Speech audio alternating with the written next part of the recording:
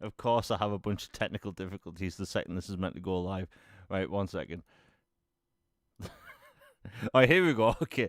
All right, everyone. Welcome to an episode of All Things Xbox Podcast. Once again, I have Logan with me. Logan, how you doing this week? Doing pretty good. Sports are going well. Lots of good gaming news. Life's looking good. All in all, no complaints. How about you, man? Busy week. WWE Backlash, the pay-per-view. I'm doing pay-per-view in air quotes. Was on Saturday. Honestly, bored out of my mind. Like they clearly have different writers and producers than what they had when I used to watch it properly. I may as well have not watched it. It was so boring. It's the same matches over and over and over again. Other than that, I've been playing a bunch of games over the weekend. Yesterday was my birthday, and I basically spent the entire day just eating pizza, drinking, and playing games. So that was fun. But hey, we hate to talk about games. It's been a long week, and there's actually a lot of new gaming topics that popped up today.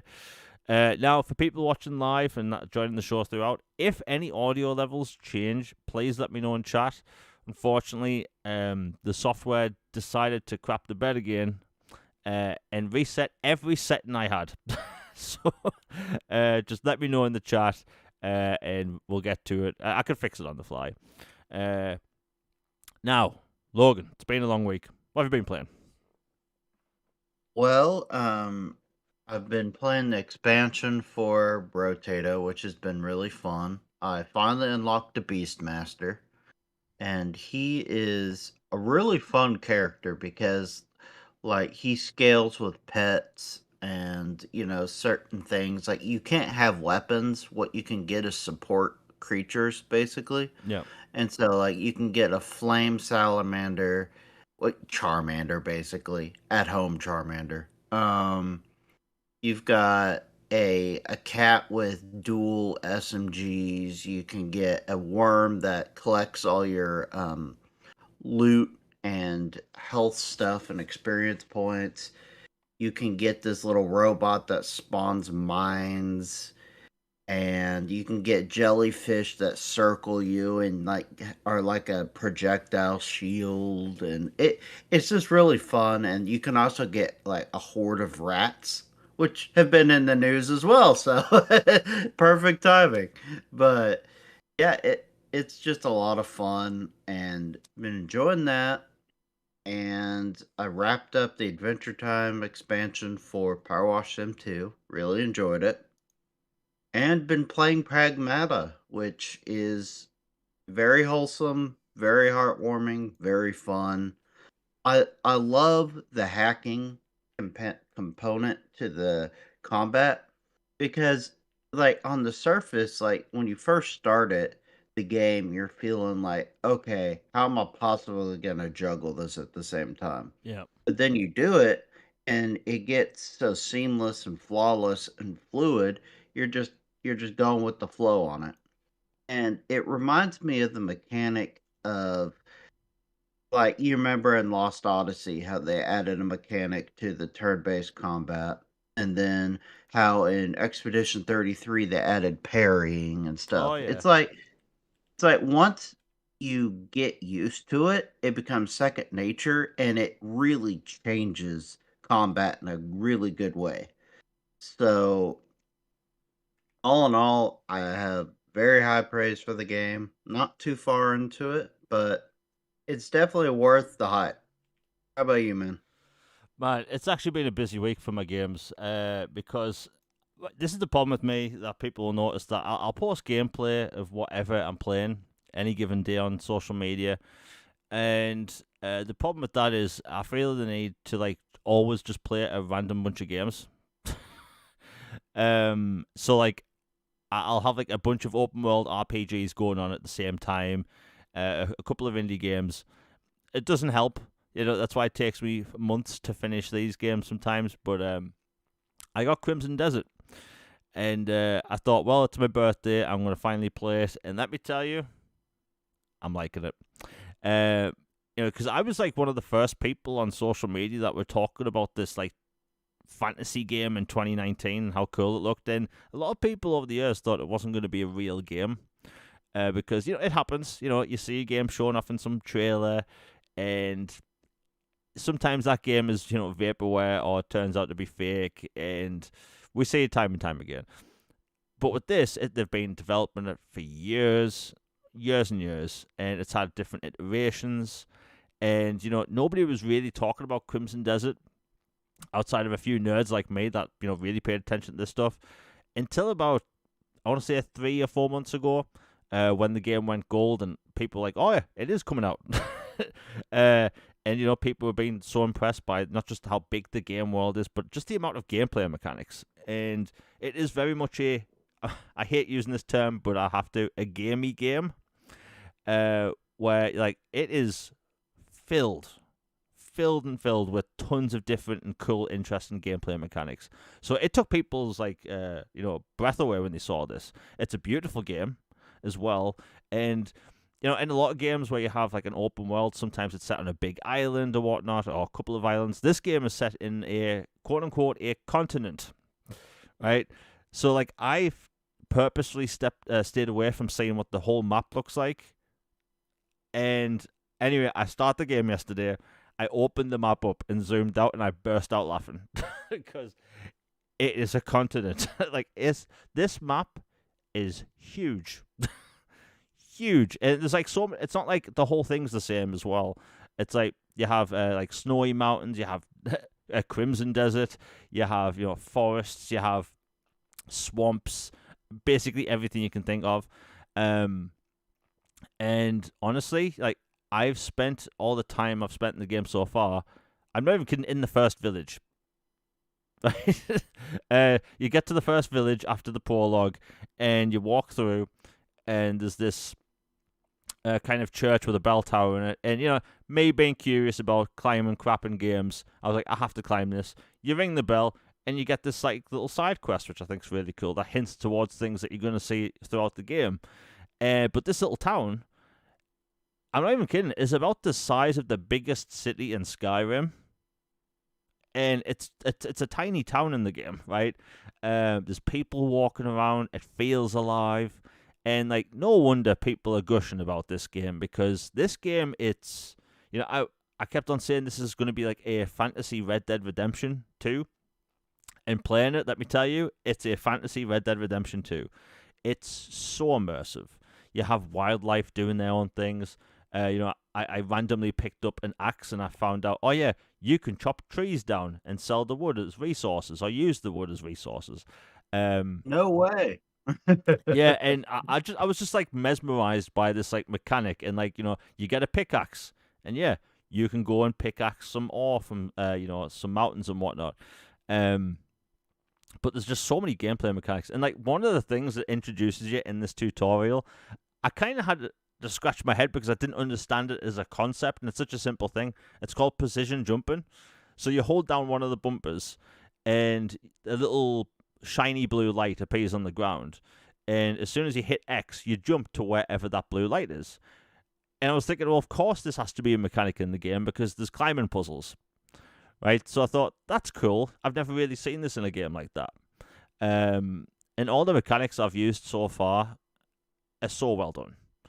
Bear in mind, I'm in the first village, so I know people are listening that have played it. You'll know that, that first village is just a tiny taste of what's to come, but my God, it's beautiful. And I love it when games have, like, tons of interesting gameplay mechanics that makes the world feel immersive and alive. Like, for instance, other than wildlife, like deer, wolves and stuff, you can collect insects, right?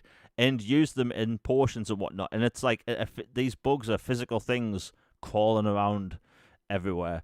And if you let some of these bugs out in a public place, such as a tavern, everyone will start freaking out because they don't like bugs.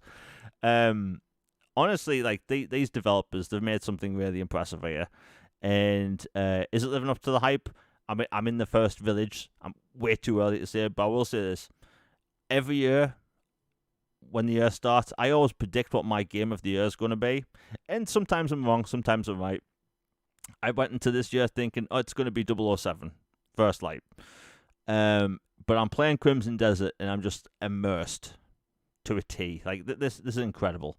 And all I can think is like I can honestly say and understand why this is people's game of the year already, right? Yeah, there's like multiple species of butterflies in the game. Like most of the games that have like there's one insect that's like a spider, a caterpillar, or centipede, whatever, right? But this game has multiple kinds of each insect. like, like they didn't have to do that, but they did. The attention to detail is incredible. The fact that and this is a weird mechanic, and I don't know if there's any use for it in the game. When you're riding your horse through like the mountains or whatnot, you can just rest on the ground, like how you would with a real horse. Like the horse will lie down while you're on its back. It's a stupid simple mechanic that I've never seen in a game before. you know, and yeah, it's incredible. Like, Logan, you haven't started it yet, right? No, I haven't played it yet. Oh, like I think that this game's going to be very polarizing for a lot of people. Now, for people that don't like tons of gameplay mechanics, I can see why they wouldn't like this because this game throws you in the deep end. It's like, hey, you have precision jumping, you can collect insects, you can go hunting, you can collect ore from rocks, you can go cut down trees and whatnot. But like if people don't like that stuff, I completely understand because it is a lot. But like if you love like immersive games such as a Red Dead Redemption 2, such as Skyrim. Like if you like Skyrim, The Witcher 3, and Red Dead Redemption, just smash those all together, you get Crimson Desert. But with a Lord of the Rings vibe.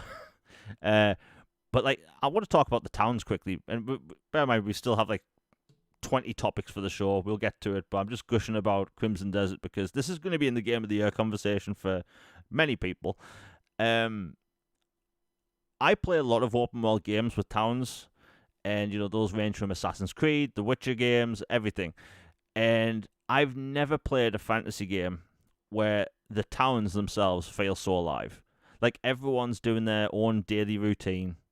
They aren't staying out past a certain time. They all go into their own homes, and like everyone just feels alive. You can greet most characters in the game, and you get little reputation points for just saying hi to people. I burst out laughing, and I think my neighbors heard me because I walked past a guard, and he said "good day," followed by a word I can't say on the channel, but it starts with a C.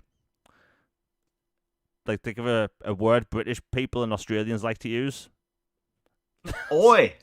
Yeah, and I just thought, that's hilarious. Like I never heard that word in games.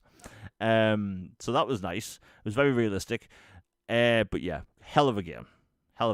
And again, I'm in the first town. And by the way, so this game's been made by a bunch of MMO developers. And because they clearly know what they're doing with this game engine, they can come out and come out with new iterations of features super quick. And I'm beyond impressed, right? We've been talking about this since the game came out, but I've never actually played it until now.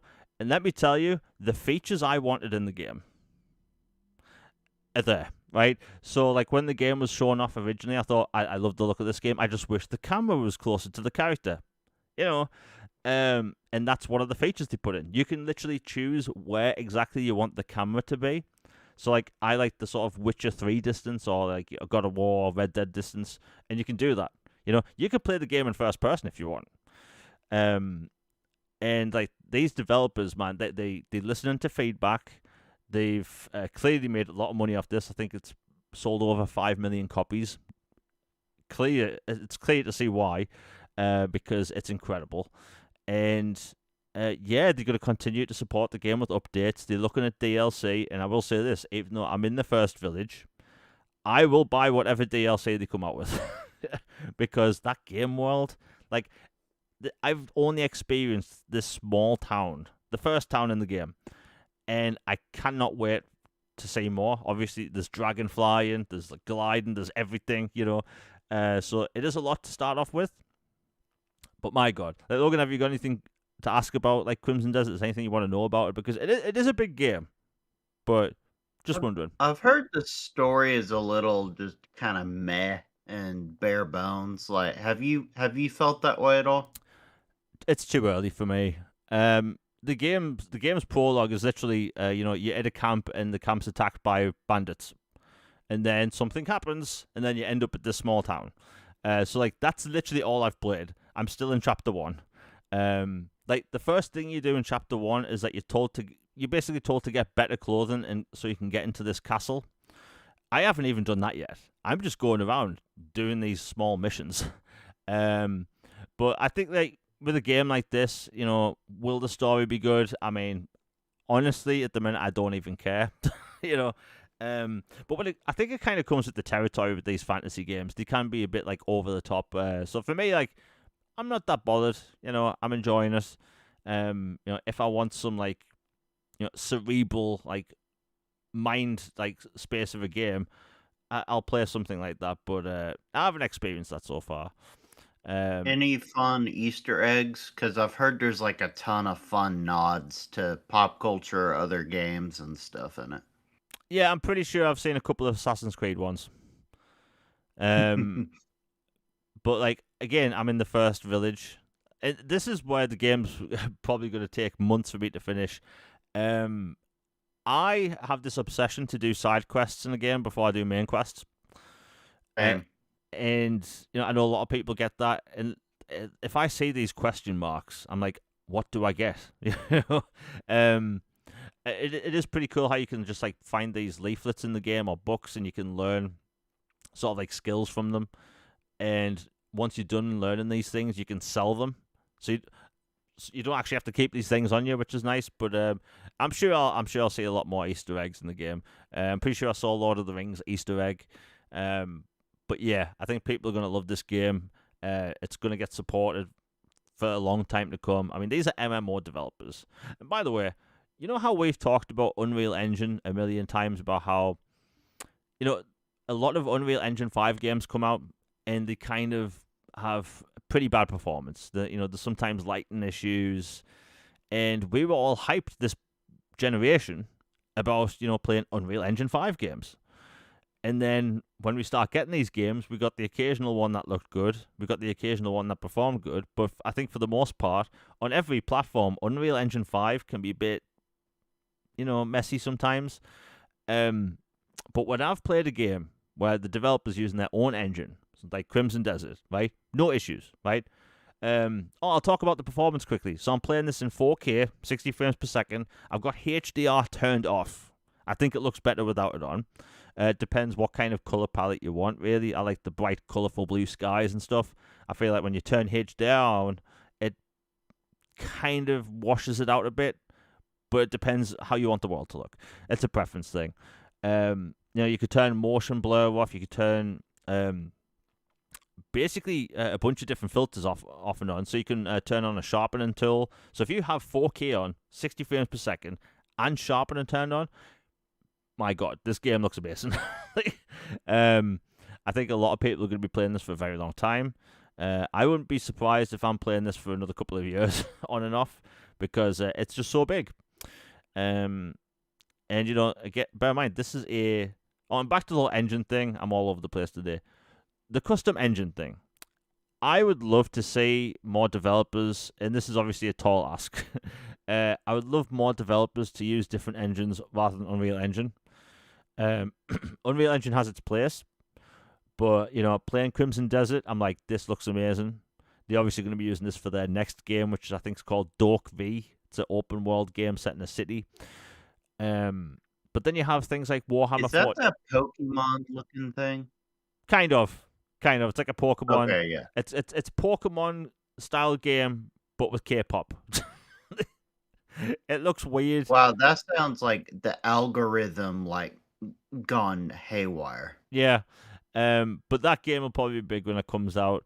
But like, look, this game's made a lot of money for them. They clearly know what they're doing with this engine. The fact that they can put out features so quickly. Warhammer 40k Space Marine 2, that's using their own engine, the Swarm engine.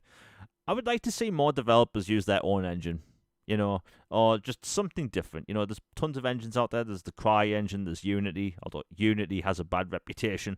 But my God, like, Logan, have you noticed this with games you've played? Like, these more custom engines seem to actually look and perform better. Yeah, I agree. Like, this might be a little inside baseball or in the weeds, but it almost feels like you can see kind of an artist's signature Yeah, in them a yeah, little bit, or these like specific engines, like when Halo had Slipstream or Slipspace engine, or Crytek has the Cry engine, and then Battlefield has the Frostbite engine, and of course, id Tech is renowned. Like they all have their own kind of just vibe and like art, like stylings yeah. and mechanics, the way they work and like degrade or upscale or however they work in the universe of the games. You can just kind of tell, like, okay, I am playing a game from this versus, I'm playing a game from that. And then, like, all Unreal games just feel like the same. It feels like just the default, like, all right, you get an Unreal Engine, you get an Unreal Engine, everybody gets an Unreal Engine. And like there's nothing wrong with that, but it definitely doesn't feel like it has an artist signature or a wow, like they're really cooking with something here. In my opinion, again, I'm not a developer. I could be just blowing smoke for all I know. Yeah, I mean, look, we'll see what happens, but every time I see Unreal Engine 5 now, I'm just like, is this going to perform great? Like, because I have lighting problems in a lot of Unreal Engine games. Like, you have Mm-hmm. this like little flicker during some lighting sources. I'd actually be fine if more developers start using Unreal Engine 4 again, because that's a proven engine. They know what the hell they're doing. The next Final Fantasy game, that's going to be using Unreal 4 because the developers are more comfortable with it. You know, I remember Unreal 3 lasted yeah, forever. yeah. Unreal 3, I remember that being that was like a test bed for the 360.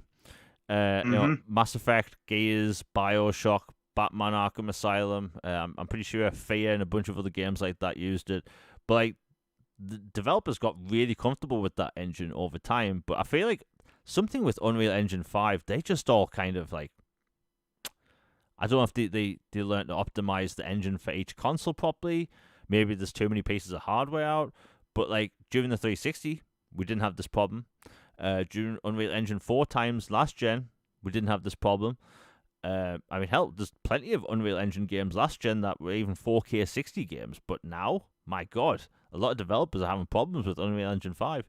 I mean, I think the only game I could say that looked and performed perfectly is actually Arc Raiders. Arc Raiders is flawless. You know, it's locked 60 the entire time. Doesn't matter if there's like 10 people around you, all firing weapons, and there's a massive robot queen walking around. Like, that's perfect. Everything else, issues. And you mentioned the id Tech engine. I actually wish the next Halo game was using that. That is it. Maybe we live in a world with Asha now in charge Yeah. that maybe they give somebody else a chance. Like, even give them a spin-off like an ODST type thing. Just like see what they can cook. Like, trust me, like I would bet on id and their 30 plus years of experience to make a killer game, whatever it was. Yeah. But hey, we'll see what happens. I mean, I'm sure the next couple of years are going to be interesting for engine stuff because, there's new hardware. Uh, Epic's already talked about Unreal Engine 6. My God, can you imagine the issues that's going to have at launch? It'll just Make make it. 5 good first. Yeah, oh my God. Just stick with 5. Make 5 better. I, I, I feel like there's this over, I don't know, overconfidence in Epic, like wanting to just push like new versions of their engine all the time. Like just they should have stayed with 4, stay with 5 until get the weeds sorted out, iterate on it, add to it. But yeah, just wanted to mention that because like again, I only got to Crimson Desert yesterday, and wow, I'm just impressed. Um, let's see what we got now. Now that again, we have about 20 topics, so Game Pass news. Xbox Game Pass got a bunch of new releases today. We got Blackjack, which is a a shocker to no one, a blackjack roguelite where you actually go and battle through different arenas, fighting different people, and I think it's a really cool way to kind of adapt blackjack into a game. That's in Game Pass Ultimate. Next up, we have Call of the Elder Gods, which is a sequel to Call of the Sea, which came out in 2020. That's an Xbox. Really good game. Yeah, really good game. Next, we have Elite Dangerous. That's an Ultimate and Premium. Elite Dangerous, the best way I can describe it, is an open world Milky Way galaxy game. You can be a smuggler, you can be a pirate, you can basically do whatever you want in the game. It's very complicated, very complex game. It's going to take a lot of people, a lot of time to learn that game because I bought the game years ago, and even I struggled how to use the how shall I put it, the hyperspace lanes. That's the best way I can put it. Although in that game I could land basically any starship. For some reason in video games, put me in the cockpit of a starfighter pilot or something. I can land planes, I can land spaceships, but the second I have to do anything else in them, I'm terrible.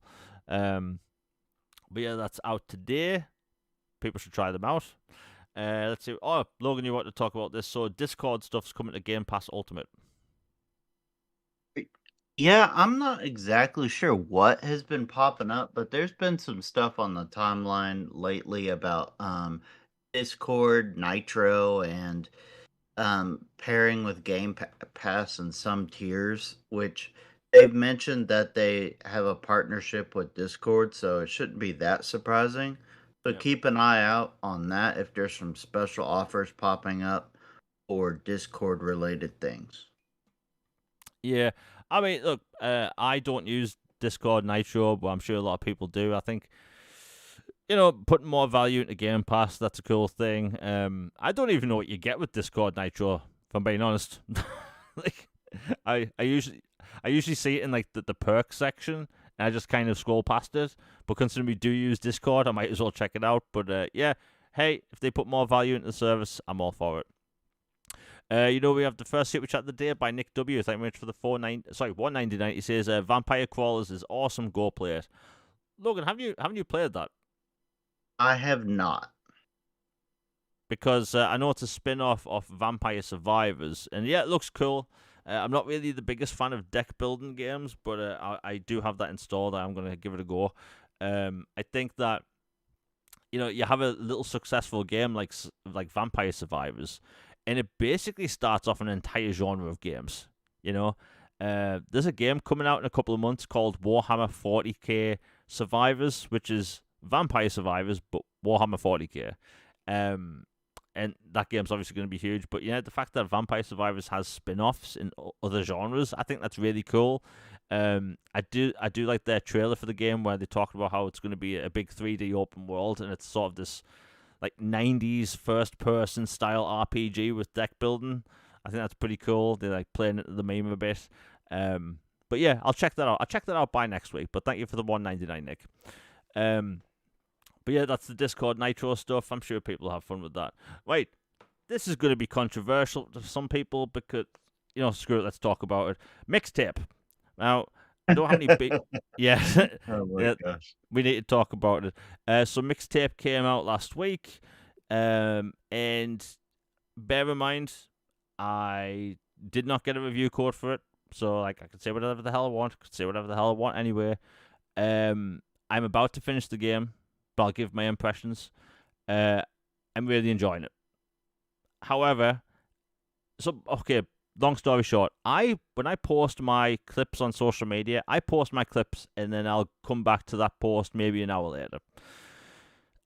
I didn't expect the absolute hellscape of replies from just saying, hey, I'm skating down the road in this game. Great soundtrack. Cool. That was basically my entire post. I'm enjoying it. Because it's set in the late 90s. And bear in mind, set in the late 90s in the US. So I can't really relate to these people in the game, but I can still enjoy it. And plus, I like older music. So to me, I'm having fun with it. And I came back the next day and looked at the replies, and my God, people were livid. Livid. and I couldn't figure out why. Like, why are people angry? Like, it does fit into the category of walking sim, such as, like Edith Finch, or what's the other game they came out with? The Vanishing of Ethan Carter, right? It kind of fits into that category of games, which I'm perfectly fine with. If you have a really cool story to tell, cool soundtrack, nice characters, I'm perfectly fine with it. But people are really angry, and I can't figure out why. Or at least I couldn't up until today. And I figured out people are angry that this game just got 10s, right? It is a walking sim. Firewatch. And by the way, The Vanishing of Ethan Carter is a game I'll usually bring up. Do you know what you do in that game? You walk across a mountain, down a hill, up a hill, and like towards a castle or lighthouse. Right, that's all you do in the game. You just walk forward, and it's a beautiful game. Right, bear in mind that's one of the few games I played on live. Can you remember that, Logan? Yeah, I remember that. Yeah, very bad service. But I'm one of the 4 people that used that service, and that was one of the 3 games I played.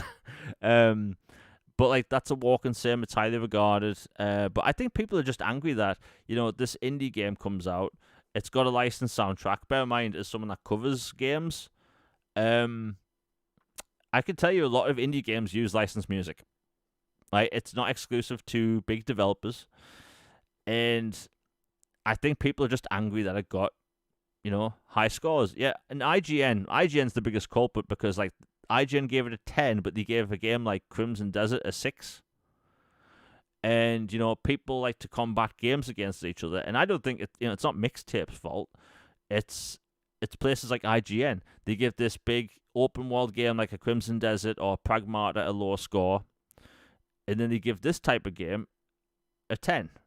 Now for me, I haven't finished it yet, so I can't give it a score. But I can say that, hey, if you love good music, if you like retro stuff, right, this is going to be a must-play game.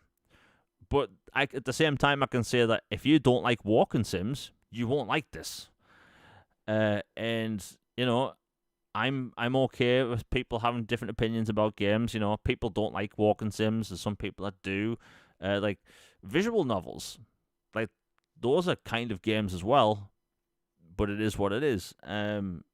So my take is it's just people are angry that the game they liked got a low score from places like IGN, and IGN has the most eyes on them. They put out a review score for whatever game. People get angry about it. People get happy about it because the game they've been looking forward to is getting high praise. And if these games get low scores, it drives traffic to the website, because people are in the replies, complaining. And that happens with, positive games as well, because people will be going to the Crimson Desert review and be complaining about Mixtape. So it's a weird time we live in with video games, but look, I like Mixtape. Logan, you haven't played it yet, right? No. Right, it's literally just a walking sim with some mini games. I think that's perfectly fine. I will say this though, and this might be controversial, and what I'm about to say has nothing to do with the game. I feel that in games journalism, you have these people that they weren't smart enough to get into politics, and they weren't artistic enough to get into movies, so they used their journalism skills to cover games, right? So when they approach a game that has next to no gameplay, that they might like it even more, or maybe they'll give it extra attention. Like, I've seen certain outlets, let's say, review Mortal Kombat 1, and the person that reviewed that game didn't like fighting games. Right? So it's a bit weird. So my personal feeling is that you have journalists that don't particularly like gamey games. They play in this and they think it's amazing. They think it's the best thing since sliced bread. Whereas myself, I like gamey games, but I also like playing the occasional game that's like a Mixtape. It's an artistic thing. It's a great soundtrack. So I think it just really depends on what you like, but I think it just doesn't help that some of these look, the IGN review, right? The IGN review, the person that covered that game came off really pretentious, in my opinion, right? Um, IGN, no way. yeah, and we have no love for IGN here. Shocker to no one. Like I could talk bad about them all day. I think they represent the gaming industry in the worst possible way. But when they give a game like a mixtape like a 10, that doesn't mean it's not a 10. But you have to look at who's reviewing it, how they're talking about it. Like if you see someone that doesn't really talk about games and gamey games, like games with gameplay, and they give a game like this a high score, should we be surprised? But at the same time, people will like this because it depends what demographic you fit in. If you're from the US and you grew up in the 90s, you're probably going to play this game and think it's mind blowing, right? Myself, well, high school really isn't a thing here. You know, we don't. Our school isn't anything like high school, so I can't really draw any comparisons. But I can say that in the UK, we typically watch things that are set in high school, such as the American Pies, the Buffy the Vampire Slayers, that type of thing, because it's completely different, and we think it's cool. So like, I'm enjoying the game. I'm loving the soundtrack. The soundtrack's incredible. But I think it just really depends on what you like. It's a polarizing game for the wrong reasons. It's a fun game. It's chill. And the funny thing is, the story is very simplistic. It's not complicated, and nothing about the game is controversial. Right? We could talk about any game that's came out in the past several years that people have said is controversial, and we could talk about maybe one or two reasons why it was labeled as controversial. That mini game is pretty wild, though. Oh yeah, I will throw that out there. yeah, the tongue mini game, bit weird. And yes, I did get the achievement for doing it for a minute. My God, that was an awful mini game.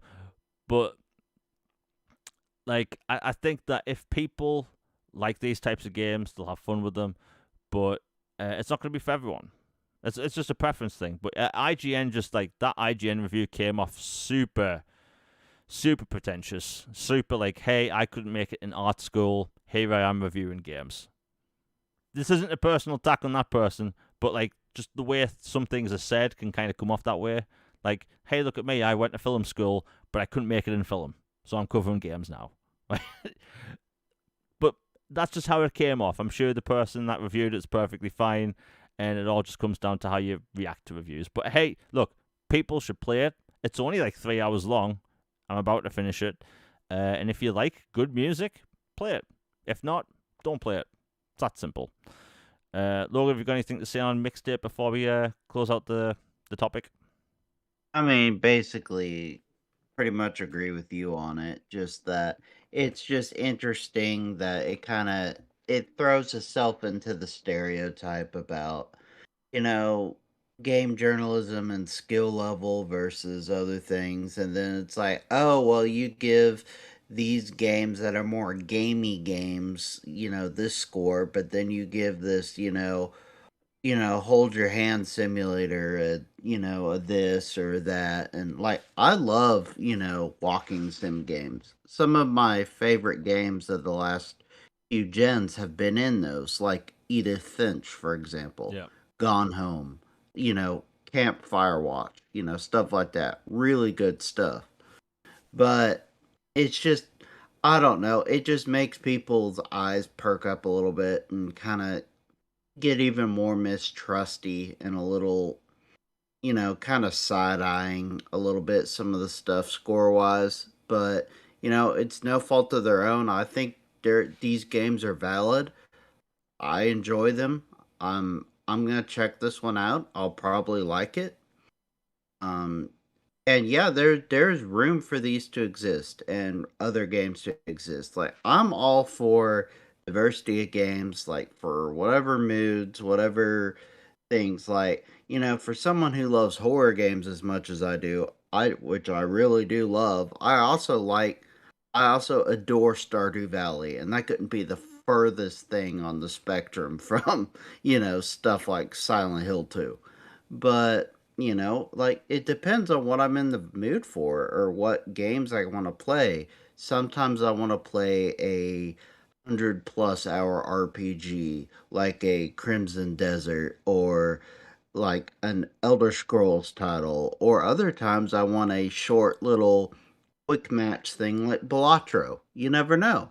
So I totally think it's valid. It's a game and it's art, and somebody had a vision and they executed it. So I think people attacking it for just simply existing are missing the point.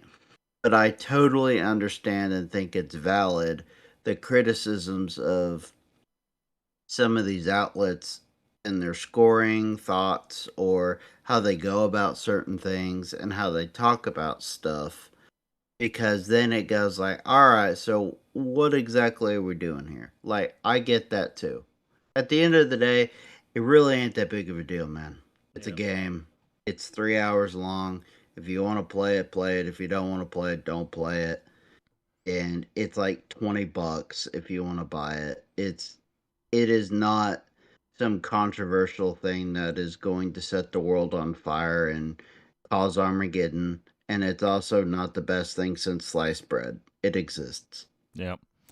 You mentioned the preference thing, like, and like just what you're in the mood for. Like, it was my birthday yesterday, so I was thinking, should I finish the game? Because I'm right at the end. I can tell where I am just with the achievements. But like, I was thinking, I don't want to play this like touchy feely game, like all in my emotions type of game on my birthday. So I was like, I'm going to put it off till next week. I may have mentioned this before, but like, I had bronchitis last year during my birthday. So I've decided this year, since it was my birthday yesterday, I'm going to spend the rest of the week celebrating my birthday. Because why not? My God, last year I was miserable because of my birthday during bronchitis. Oh, wouldn't wish that on my worst enemy. But like, I'm going to finish that game another day. Maybe I'll do it later. Maybe I'll do it tomorrow. But like, I enjoyed the game. Wasn't in the mood yesterday. But yeah, I want people to just not freak out about the whole tens thing. Like, I got a 10 from IGN. Relax. IGN is probably like the worst media outlet when it comes to gaming. Just the way they cover games. They've said that they've gave many games in the past a 7 just because they didn't have time to go through it all or whatnot. At least that's what I've heard. They're very unprofessional, just the way they cover certain things in gaming. But hey, it is what it is. I Now, Logan, wish we would just have a sorry. I wish we'd just have a system that's like I recommend it or I don't. Or yeah, I recommend it with caveats. Something like that. Like instead of these just scores which people become obsessed with, and instead of list wars it becomes this arbitrary grade system thing that people obsess over. yeah. I mean, I actually rate games 2 different ways. So like, if I play a game and have a definitive number that I can think of, I'll give it. But a lot of the time, I'll just say, if a game is avoid, play on sale, or must play, I'll rate it Mhm. that way. It just depends on how I feel. Like, another example, Final Fantasy VII Remake. Right, I could talk all day about that game and how good it is, but I haven't gave it a 10, and I don't know why. Right, but I can say, for now, it's a must-play game. Right, um, too many. And by the way, I hate how the whole numbering system for reviews. How a 7 is bad, an 8 is okay, and 9 is a masterpiece. I've always Yeah, hit. like if you get a 7, you should just shut down the studio. It's Yeah, like that's what people make it sound like. yeah. I hate that way of thinking, but unfortunately, that's just the way it works. But yeah, IGN people just don't pay attention to them. You know what, Logan? You want to talk about this because this is happening across your side of the pond. eBay and GameStop. What's going on there? Okay, so basically eBay or not eBay, GameStop kind of raised some noise by making it sound like they were going to purchase or attempt to purchase eBay, which, for those who somehow don't know, eBay is like one of the largest, if not the largest, like online, sellers, like distributors, like, you set up profiles and you like sell your stuff or buy other people's stuff, ship it through FedEx, whatever, local, and like people can make a living off of it if you sell enough stuff. And there's like all kinds of stuff from little knickknacks to cars to whatever. So, a GameStop came up with this fanciful notion that they were going to buy eBay and try to turn it into something. And then the immediate reaction from everybody was, one, they laughed, and then two, they were like, with what money?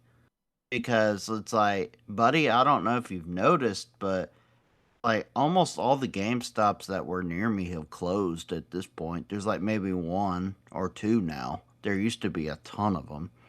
And they're a shell of what they used to be. You go in, and it's mostly pop figures and overworked employees that are in your face, constantly trying to get you to subscribe to something. And there's hardly any games anymore, like a couple racks, and that's it. Like, really? You're going to buy eBay? Really? And then, lo and behold, um, eBay today came out and it's like, yeah, no, you're basically called them broke and said your offer is not valid or credible. And yeah, and so they told them their chain was fake, and it was just really really funny. And yeah, and apparently like the GameStop guy, one of them had sold off a bunch of shares when it looked like people were piqued with interest of the whole thing. And it almost feels like a stunt. And eBay saw that and called them on it. And I'm just glad it's not happening because that would have been a disaster. Yeah, I mean, when the whole deal was originally made, I had no idea how GameStop could actually come up with that kind of cash. like, Exactly. like it never made any sense. Like they play into the memes now, but that's not making them much money. This like I don't know if it happened in the US yet. Did GameStop stop taking used games? I don't know. Like, it's been a very long time since I've been in a GameStop. Used to go in all the time, but it went down the, you know, toilet Yeah. basically, and nobody's been really talking them up too much. Except when they post something passive aggressive about some game company failing at something. Ah. Well, I mean, look, like our game company in the UK, these companies are going the way of the dodo. It's unfortunate, but like the eBay thing was a desperate move. And who knows? It was probably to drive stock prices up. People wonder. Because if you're gonna buy like the number one reselling place in the world, eBay, um, that's gonna make your stock jump a bit. So, do you know what? And I'll say this is a theory. What if they what if they originally did this because they actually invested in their own stock? Um, what do you call it? Insider trading, right? What if they were doing insider trading because they knew they were going to make this offer about eBay or like leak that they were going to offer to buy eBay, so the stock prices would jump. That's an interesting theory, and it would be fascinating to learn more about what all comes out about this because on the surface it always seemed a little odd and kind of like, and how are you going to buy this company that's worth way more than you are? Yeah, I don't know. It's just interesting. yeah, that was weird. You know what? Let's move on. Let's see what we got next. Okay, Dead Space. Now, I saw this topic today, and honestly, I could have cried. One of the creators of Dead Space, or one of the head people that worked on the original Dead Space, basically said that Dead Space 4 will never happen because EA will expect like 10 million sales from it. And it's like, you aren't going to get that kind of money from a horror game, really. Like, if you were a Resident Evil game, probably, maybe. But like, if you're Dead Space, like, no. Like, horror games do really well at the minute, but like, expecting 10 million, and EA has always had lofty expectations for their sales. But man, like, we get that Resident Evil remake. Sorry, not Resident Evil, Dead Space remake, and it's borderline perfect, right? People are immediately saying, "Can we get Dead Space 2?" And they basically said, "Yeah, we aren't going to do any more Dead Space games." Like, that was heartbreaking. But like, to basically have it confirmed again is heartbreaking again, because like I always give EA the benefit of the doubt when it comes to Dead Space and Mass Effect, and they continue to prove me wrong at every opportunity. Like, come on, right? Considering how much horror games pop off at the minute, like surely like you could budget a horror game somehow, right? Dead Space 2 remake would sell. Would it sell 10 million copies? I'm guessing no. But would it sell like maybe 4? I bet it could. Marketed right, you know. Improve the game like how they did the first game, how you could backtrack to previous sections, just like expand the game. But like Dead Space could have came back in such a big way when you have Resident Evil popping off. You know, you have Capcom wanting to explore other horror IP as well. You know, you have Silent Hill, which is popping off. Like, and you have EA. They have this perfectly good horror franchise, and they're just not going to do anything with it. I think that's such a shame. You have Alien Isolation 2 coming out, and they just sitting there doing nothing. It's heartbreaking. Like, Logan, what do you think? Because you brought this to my attention when I saw it in my feed, but like, it's heartbreaking, man. Yeah, it just royally irks me off again. And it's why I have such a love-hate relationship with EA in particular. Because it's like EA giveth and EA taketh away. It's Yeah. like they do something really, really cool and everybody's happy and like, oh, dude, we're bringing these back or, making these BC or this or that. Like, oh, good job, EA. They're doing right. And then they'll pull crap like this or have a galaxy brain idea to charge people $1 per reload or some kind of insane scummy thing. And yeah, just this whole thing is so dumb. It's why, I kind of alluded to it on a previous show. Like with Xbox saying they're open to acquisitions, um, you know, that could include IP. They didn't technically own Gears of War until they bought it from Epic.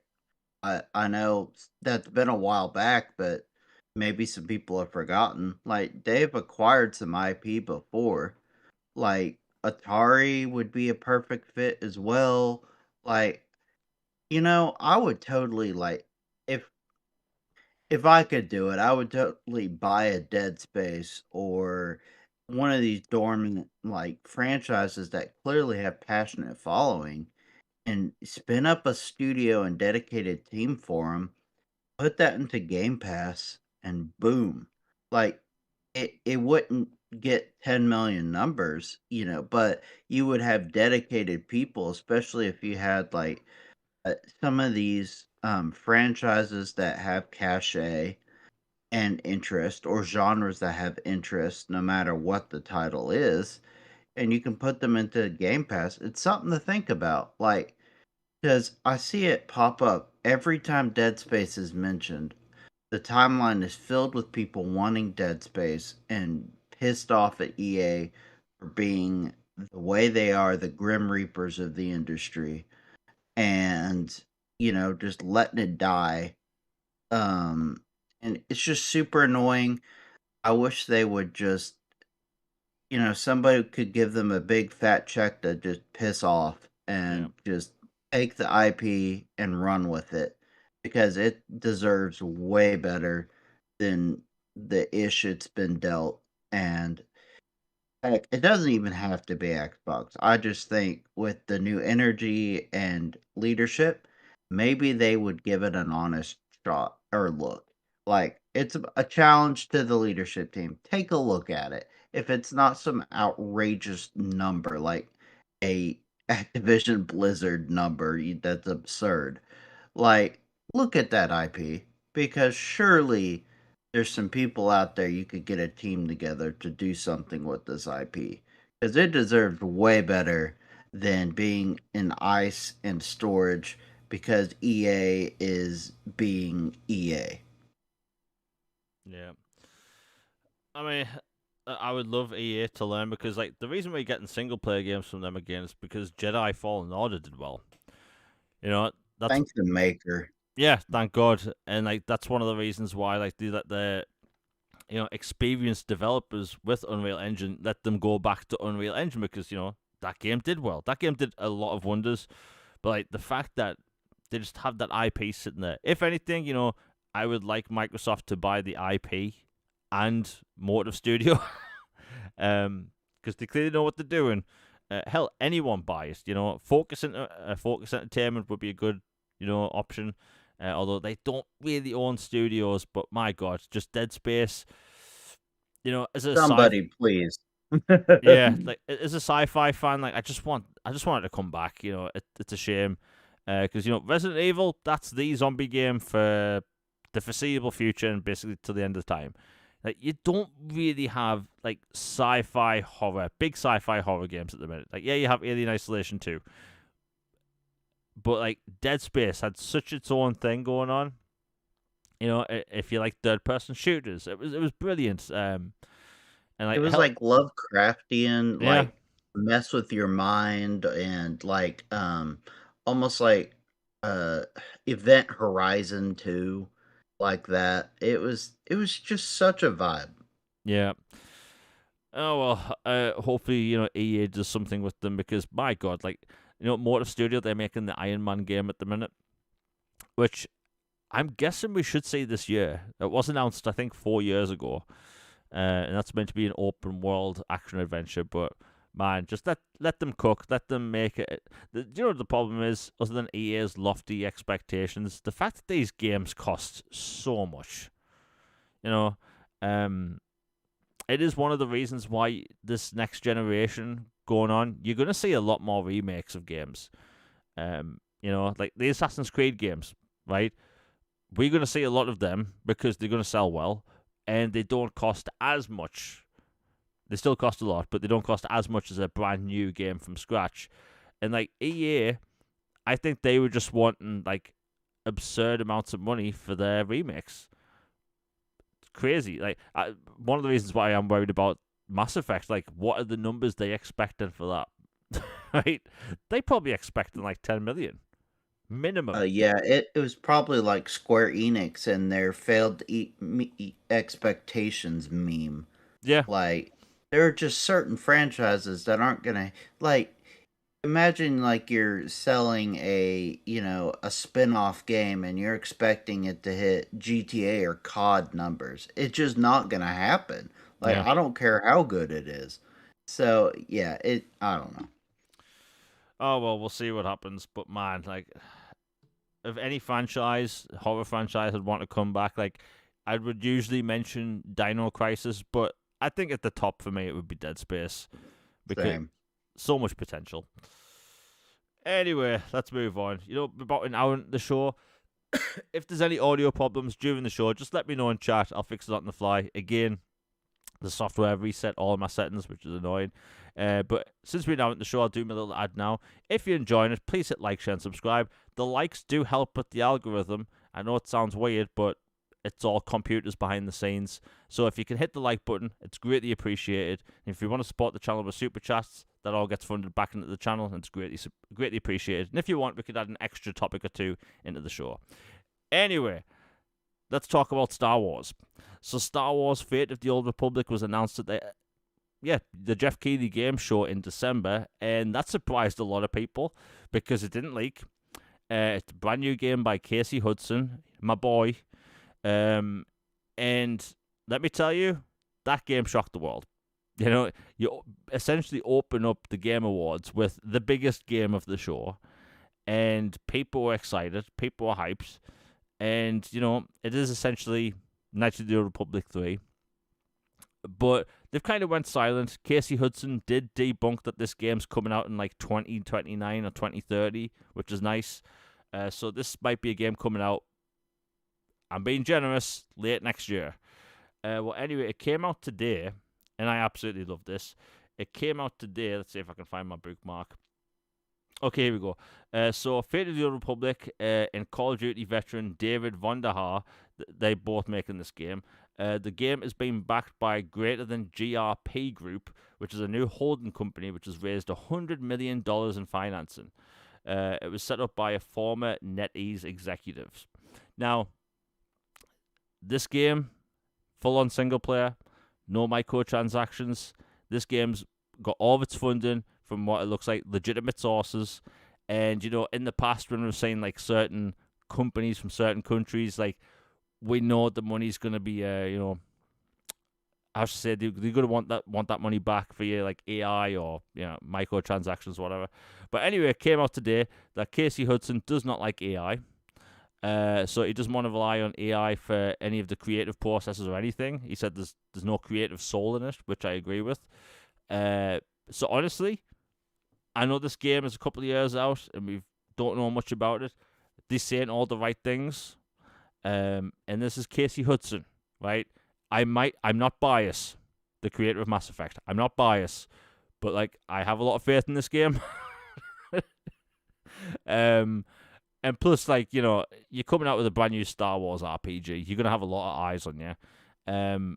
He was making a brand new third-person shooter sci-fi RPG up until about a year ago or so, and then he couldn't get a publisher, which is crazy to me, by the way.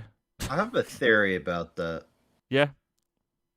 Not about the publisher, but that game, maybe he was able to repurpose a bunch of it into this one to help speed up development. That's not sourced. It's just me wondering if he's able to accelerate the timeline a little bit, because you can make certain sci-fi stuff fit into a Star Wars vibe if you tweak it a little bit. Do you know why I think you're right? It's because when I saw the concept art for his game a couple of years ago, a lot of it was in the style of like red and white walls and stuff and furniture, which kind of had this like Sith look. So if they're repurposing that stuff for the Old Republic Sith stuff, I can totally see that. And honestly, I don't have a problem with it. Hey, I don't either. I think it would be a way to save so much time.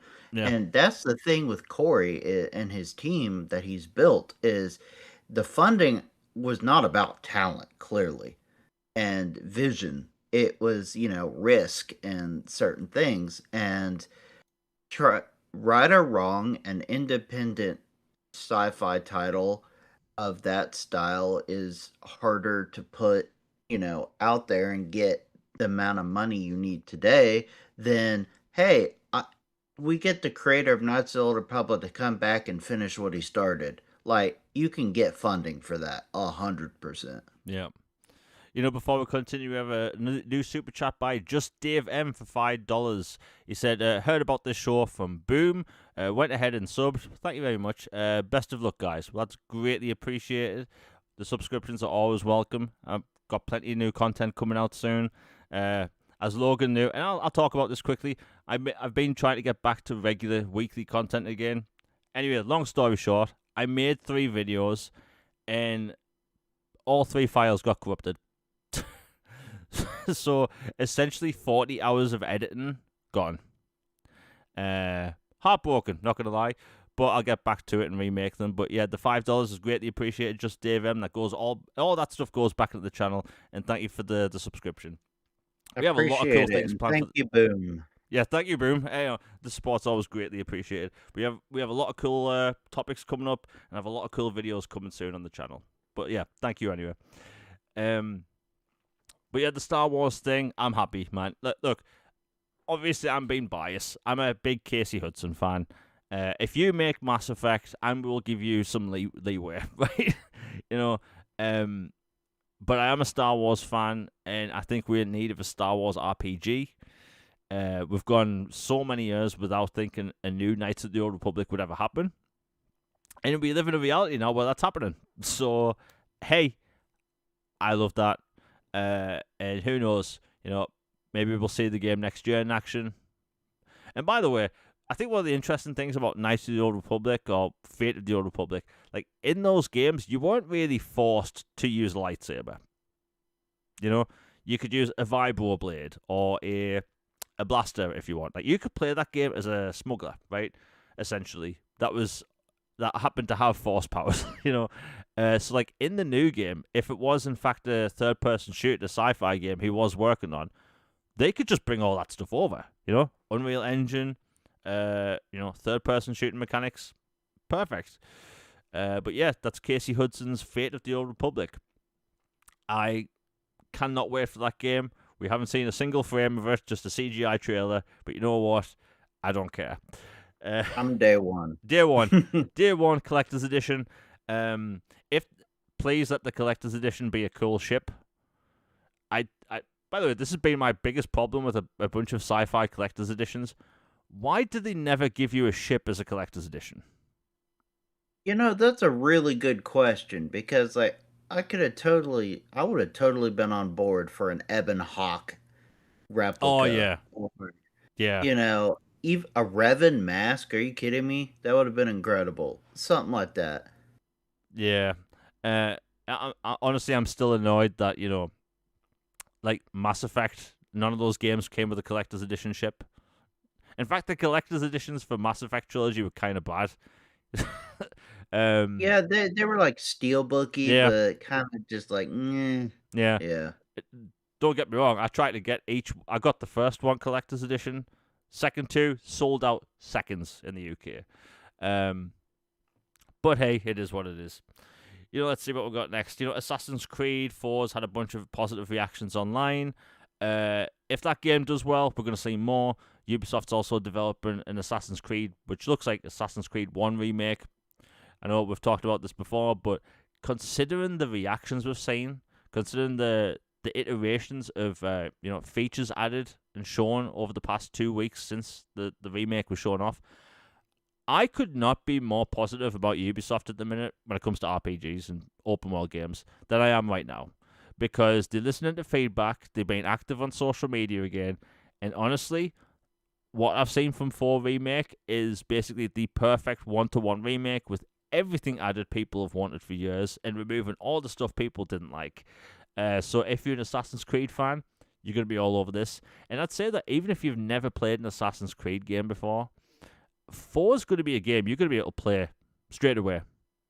Its story isn't really that intricate when it comes to the Assassin's stuff. So if people have been looking for a new adventure, new pirate-style game, keep your eye on that game. Comes out in July. Logan, obviously you're looking forward to this. What do you think about the developers actually listening to feedback and posting new gameplay of literally everything people have complained about, fixing the problem? Yeah, I'm very excited for AC4 remake. It looks awesome. They finally had Crouch. They're Yep. addressing all the feedback people have been giving, modernizing some things, cutting out some stuff, revamping. It just looks fantastic. And for Ubisoft as a whole, they're starting to find their sea legs again, and I like it that they're letting the Prince of Persia team kind of the ones that did like the Metroidvania and some of the other stuff, like kind of get back together and make some ideas for what's next. Yep. So it's like they're letting teams have a little creative leeway again, which is good. Yep. Yeah, I've just realised there's arguing in the chat about politics. Like, come on. Right? We hate to talk about video games. Like there's enough of that crap going on in the world, and like every social media outlet, every social media app, everywhere. Like, we just hate to talk about games. If you don't like something, that's cool. If you do, that's cool. We could all have different opinions about stuff, but let's keep the politics out of the chat. It's wrong place. you know, I think that if you like certain things in gaming, cool. If you don't, cool. And I can respect if people like don't like something, that I like, and that's cool. But like, we don't need to bring politics into gaming and just argue about it. Like, come on, let's just chill. That's why I've always said this is the best chat on the internet, because people just chill, just talk about gaming. Anyway, you know what? We'll talk about the Bungie thing now. So Bungie, they've had some issues over the past, let's say, several months when it comes to Marathon, because Marathon, to me, like, I want Marathon to pop off, because it's essentially competition for Arc Raiders. I feel like Arc Raiders needs competition, and it looks like that it's not really happening that way. It did do well on Xbox in the UK, from what I can tell, because it was number 1 on the Xbox store. And like, if anything, I want that to outsell Arc Raiders. Make Arc Raiders team put out a brand new map every couple of months. I don't care, but like, all I could say is I really want competition for Arc Raiders. It needs it. And unfortunately, it looks like Bungie has lost Sony a lot of money. I think it's like $700 million or something. It was something absurd. These games are unfortunately super expensive to make and super expensive to maintain. You know, Bungie has like 800 developers, which is crazy. And I think that a big problem for Bungie is that, you know, Destiny, right? Destiny has had all these problems over the years. You know, trying to get content out fast enough hasn't really worked because the way the engine's built. It's essentially a modified Halo engine. You know, the hardware isn't really that good. The software isn't really that good for making content regularly. So like, there's long stretches in time in between each expansion. The fan base for Destiny doesn't really grow because, like, I'm sure everyone listening right now, you can open up social media, right? And you could see someone maybe talk about, like, hey, I'm playing Assassin's Creed Odyssey for the first time, right? It doesn't matter what year it is or what time of year it is. You'll see something like that. Hey, I'm playing The Witcher 3 for the first time ever. With Destiny, you don't have that because it's so... The game throws you into the deep end, right? So, like, if you've never played Destiny 1, if you've never played Destiny 2 before, right, the game throws you into the deep end. There's content that's no longer in the game.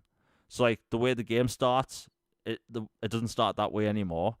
They sunset a bunch of content, and if you want to play all of it, you have to spend, like, well over $100, right? So the game is free to play, but you have to buy certain expansion packs, and then you have the microtransactions as well. Like, it's not really like the easiest thing to jump into.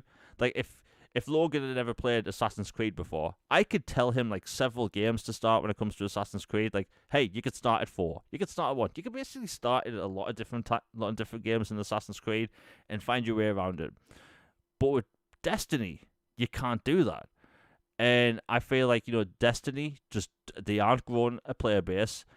And every time they put out a new expansion, that's another thing you have to buy. So, like, Logan, in your entire time on Twitter, have you seen anyone in your feed just randomly say, hey, I'm thinking about getting into Destiny 2? You know, no, I have not. There's only like there's only a few accounts I know of that talk about Destiny, and they are, you know, people who've been with it since the beginning, or like reporters that have ties to Bungie, we'll put it that way. Like, that's about it. Yeah. And I I remember when Destiny first came out and I played it for a little bit, and then I was just like, well, that's kind of cool, but it's all right. I'm not a big online guy all Yeah. the time. And I never got into it. And the fact that you can't retroactively go back and get the story and do missions and certain things because it's vaulted or whatever they call it Yeah. is just asinine management of an IP, just to put it bluntly.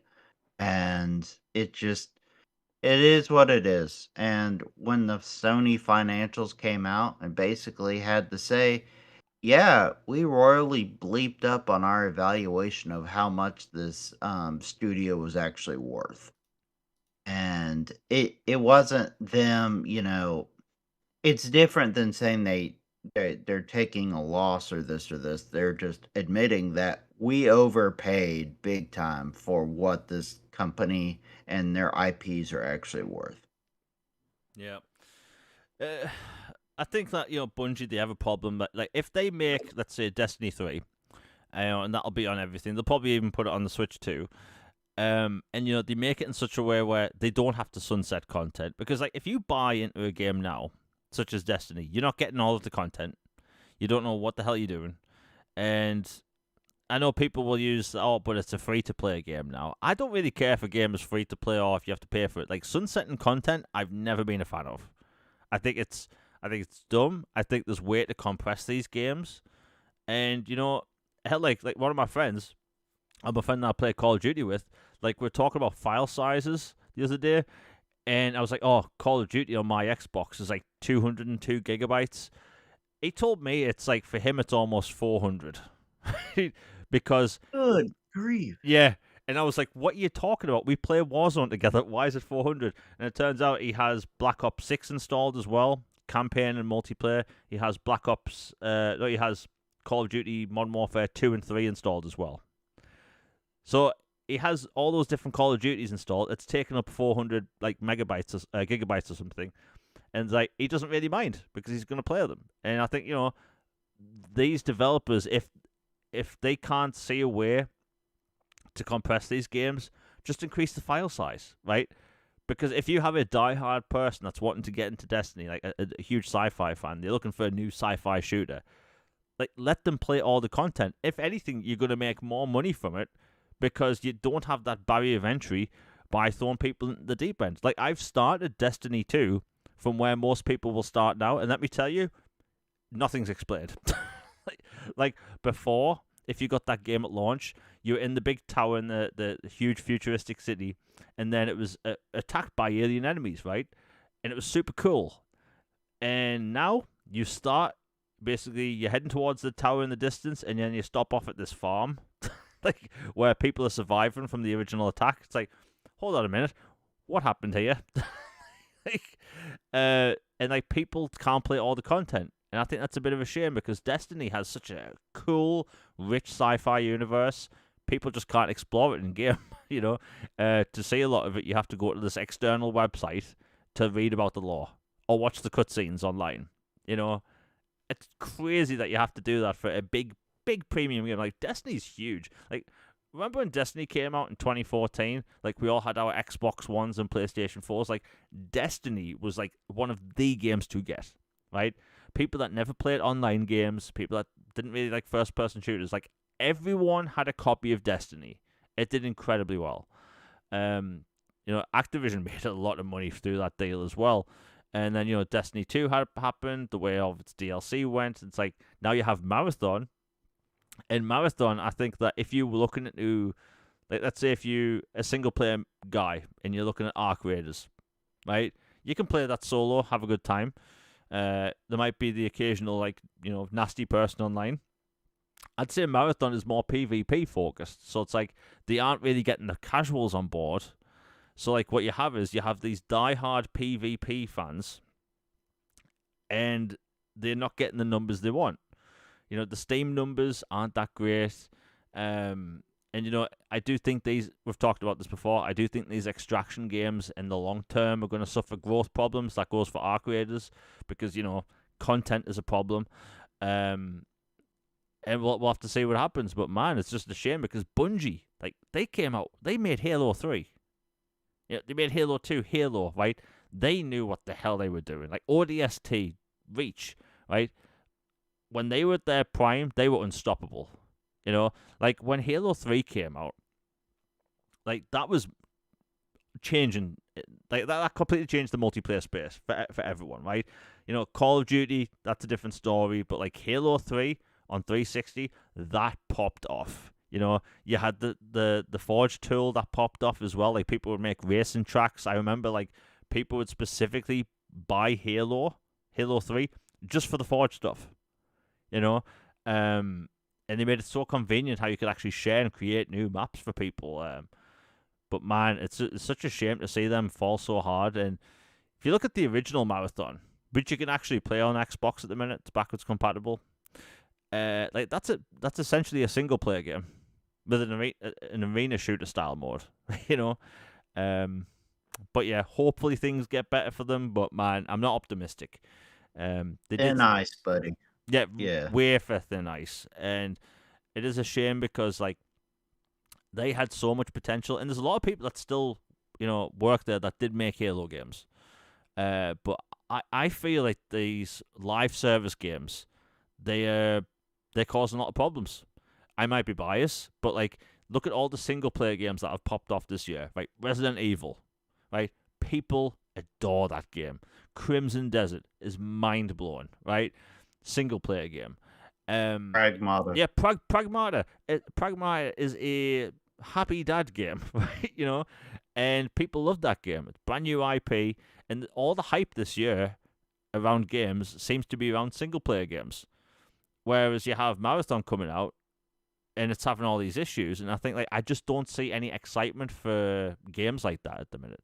Like when Arc Raiders popped off last year, there was no game like it, and now I see fatigue setting in for a lot of people when it comes to extraction games. Like every time there's a new extraction game rumored to be announced, you can just kind of hear this collective sigh across the industry. Yeah, I roll my eyes. It's like the same thing that happens, like, Yeah.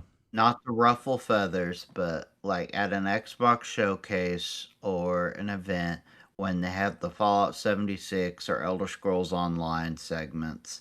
Like, those games are great, and I know a lot of people like them. I find them fun, but it's like, can we just put this in a tweet or a little brief Yeah. little segment or a sideshow instead of taking up time during this thing? Because it's like that vibe to me whenever I hear extraction shooter or or PvE or like any of these fad trends. It's just like people just chasing things. Yeah. And we're going to see it continue. I mean, like Sony has more extraction stuff coming out with their games. They're going to have an extraction mode. Nintendo, we know they aren't doing an extraction game. Microsoft. That would be funny. A Pokemon extraction shooter. Do you know what's funny? I bet they would nail that. They'd nail it somehow, and it would work. Microsoft, they've kind of confirmed, that they're not doing extraction for Halo. At least one of the developers came out and kind of debunked it. But like Epic and Disney are coming out with a Disney-themed extraction game. I don't even know how that's going to work. It is this weird. Cinderella lights you up with an Uzi. Yeah. Oh god, probably. But like this trend chasing is causing these problems. Like if it wasn't for the trend chasing, you wouldn't have the marathon problem. And like look at Destiny, right? Remember how about 10 years ago, all these other companies were trying to copy Destiny? And it failed. Anthem, great gameplay.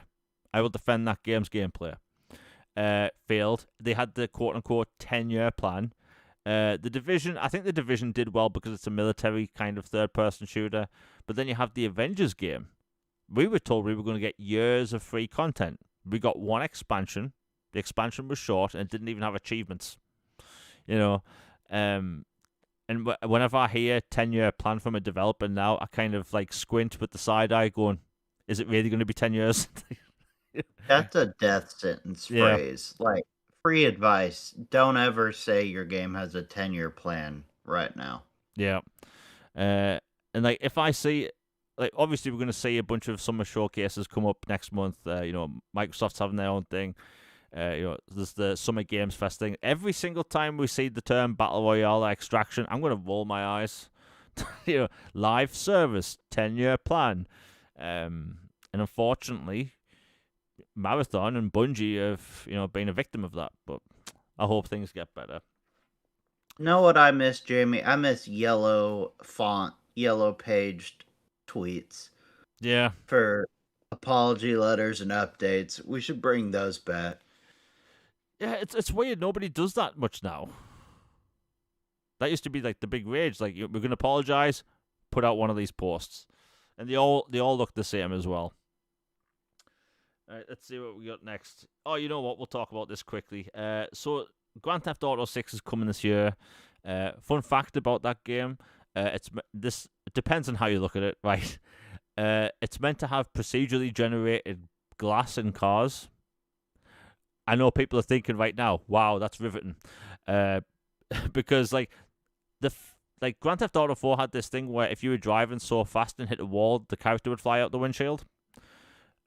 But in Grand Theft Auto 5, it didn't have that. That was a feature I really missed in that game, and that kind of like hints that will be a thing in this game. So more physics-based stuff. But anyway, there's meant to be a trailer dropping tomorrow.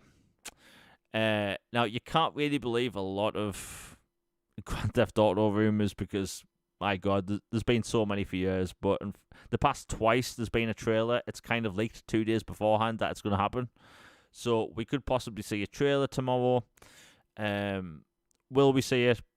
I don't know. But one of the reasons I mention this is because there's been more talk about how an $80 to $100 price would actually help the industry. And I thought that was the biggest crock I've ever heard. These analysts keep coming out of the woodwork, and this might be a like tinfoil hat thing. I swear they're trying to normalize the idea of the $80 game, because not many people are doing $80 games, right? Nintendo came out with Mario Kart World at 80. I think some sports games have been 80, but like mainstream games, big mainstream, triple A games, they kind of stayed away from the $80 game. And I think that these quote unquote analysts are trying to push the idea of this should be normal. Because I'll see on a daily basis, like, hey, I'm willing to spend $100 on Grand Theft Auto. They're normalizing it. They're really normalizing it, and that's so annoying. Because, like, we talk about game price all the time. I think video games, AAA games, should be 60 or even 50, right? I think 60 should be the maximum. Then, a lot of games don't have regional pricing. So, for instance, if a game is $70, we get charged £70. That's about $92. So, like, I will always advocate for, lower priced games. But man, it's such a shame to see like people just falling for it. Like, Logan, what's your take on the whole analyst always mentioning that it's going to help the industry? Yeah, this might sound a little InfoWars-ish or, tinfoil hat-ish, but it almost feels like a wink wink, nudge nudge,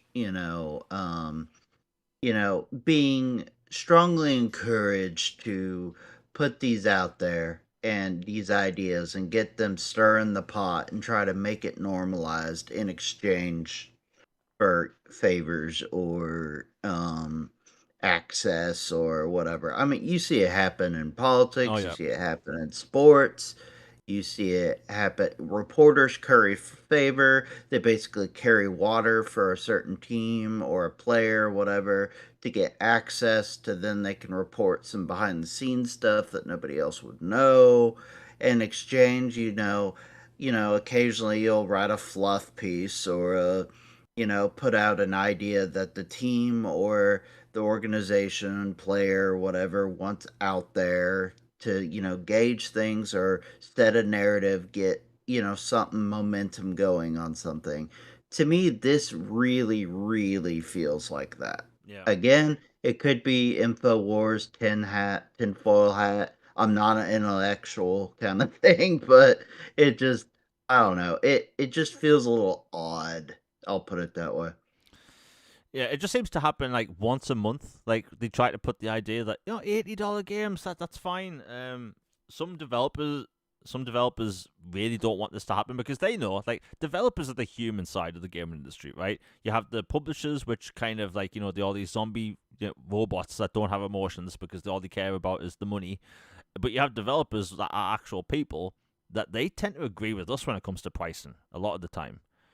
I've spoken to people from like really big studios that do not want game prices to go up because they know it's going to have a ripple effect, right?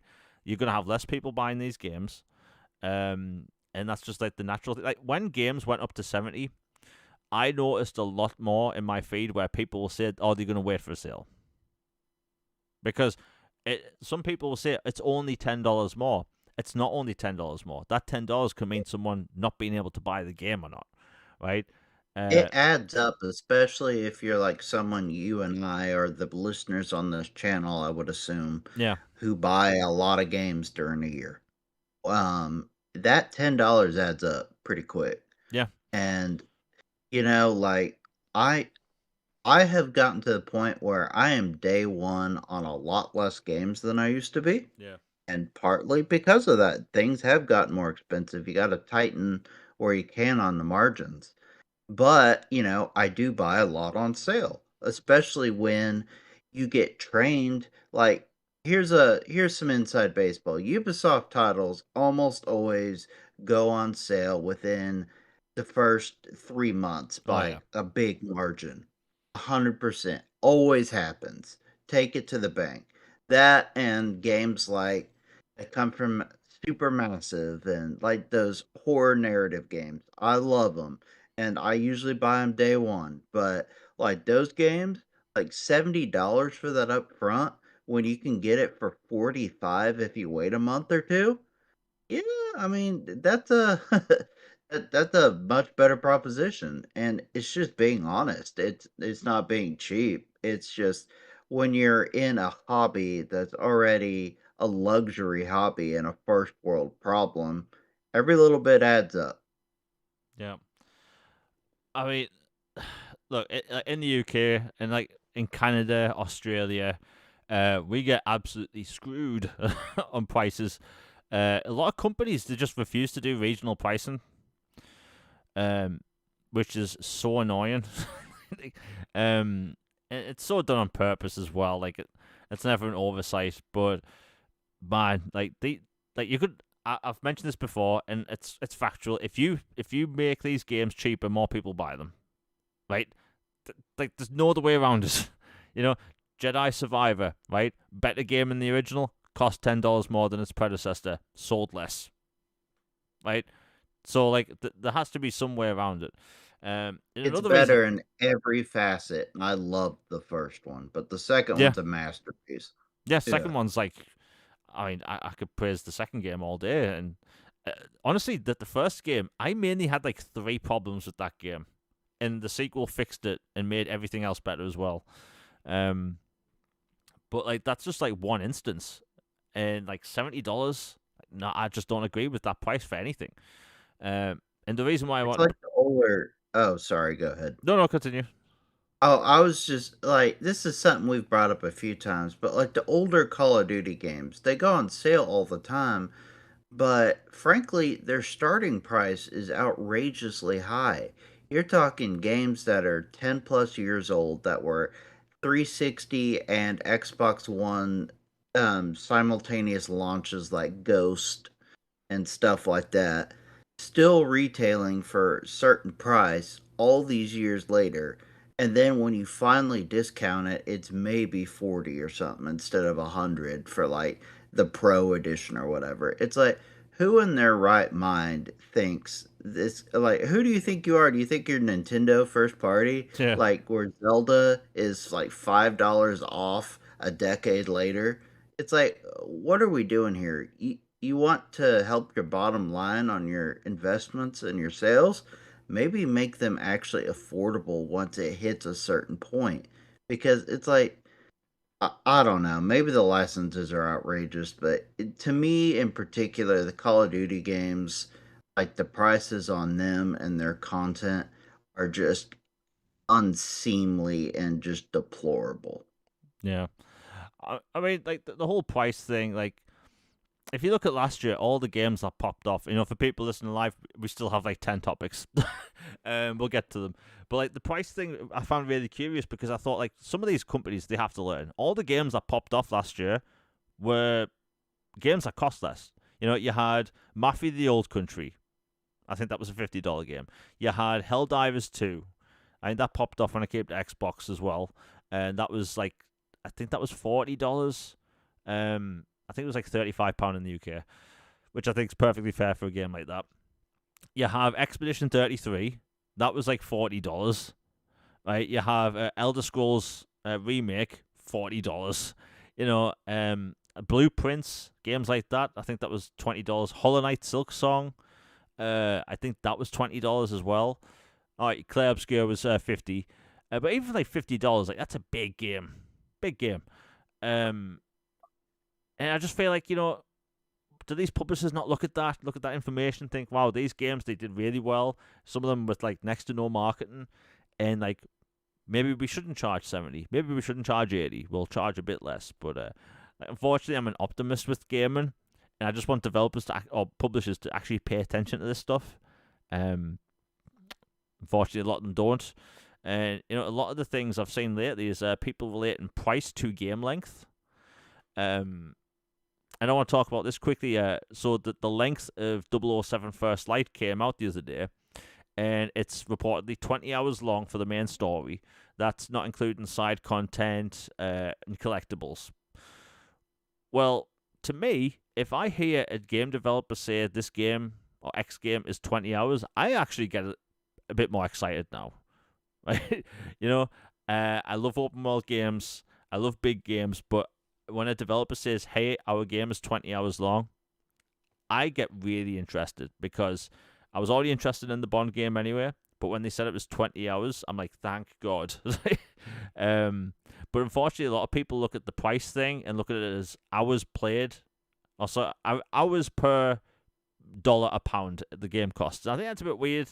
Maybe I don't know. Like, what's your take on that? Because when it came out that the game's 20 for the main story, 20 hours for Bond, and it's going to be, I think, $70. I'm not entirely sure if it's US price. Like, people were arguing back and forth online saying it's too short, it's too expensive. Like, what's your take on the whole like length of games per price thing? Because to me, if a game is really good and it's like, it's a big AAA game, like this is the first AAA Bond game in a very long time. It looks amazing. It's obviously going to have replayability because it's a IO interactive game where they probably are going to put more content in over time. You can go through stealth, you can go through action, you can go through different ways. You can actually use conversations to get out of a lot of different things in this game. So like there's replayability there, but people look at the 20 hours thing and think that's not worth it. Like, what's your take on that? To me, it's a case by case basis. Like this is not a simple black white kind of answer, but like, and it might sound like a cop out, but to me, like, I still feel like 60 and less is like where games should be at. Of course, I grew up with that for a long, long time, but there are circumstances where I understand games going for more, like especially if they include the expansions or they, come with a whole bunch of extra content like soundtracks or CDs or collector's editions or, you get early access maybe for a certain fee or something like I can get that. And another way I could justify it for this game, even though it's not as many hours, is call the $10 a licensing fee. Because the James Bond IP, I guarantee you, is not cheap. Oh yeah. And just like a Star Wars IP is not cheap, a Lord of the Rings IP is not cheap, Godzilla, all these huge megalithic pop culture mainstays. So I could get how to make for a normal game that say it wasn't that, it was just a spy, it was, just pick some generic name guy as the spy. And they could probably sell it for 60 fully and be just fine. But since it's James Bond, they have to shell out a whole bunch of licensing stuff. So I can justify a $10 increase to help offset some licensing stuff, in my opinion. But to me, that's more an exception to the rule than a traditional value proposition. Yeah. I 20 hours for a game for me, just in general, I think that's perfect, Mhm. And I hear 20 hours, I think is actually pretty long for a Bond game. But Yeah, I grew up with GoldenEye and Nightfire, and yeah, those weren't passing that, I don't believe. yeah, and like I look at this, like it's an IO interactive game. It's gonna have tons of replayability. So I'm gonna play through this once stealth whole game, then action throughout the whole game, then a mix of both. Then I'm gonna get all the collectibles. So like realistically, I can see myself in the foreseeable future replaying the game at least twice. And plus, I think I played Nightfire on the GameCube like 40 times. Like that game was just so much fun. Using the gadgets, using your laser watch to cut through the metal grates, stuff like that. Like you're gonna be able to do that stuff in this game, and people are gonna love to replay it. But yeah, 20 hours for me, that's perfectly fine. If anything, I'm gonna put closer to 60 in it. And honestly, I want shorter games, right? In general, like if a game developer comes out and says, "Hey, our game is 100 hours long," I'm like, "Cool, but can we have some more shorter ones?" Like if a game's 20 hours, I'm perfectly fine with that. Let's see what we got next. My God, we still have about 8 topics left. You know what? We'll talk about Gears of War. So Gears of War E-Day is finally releasing this year.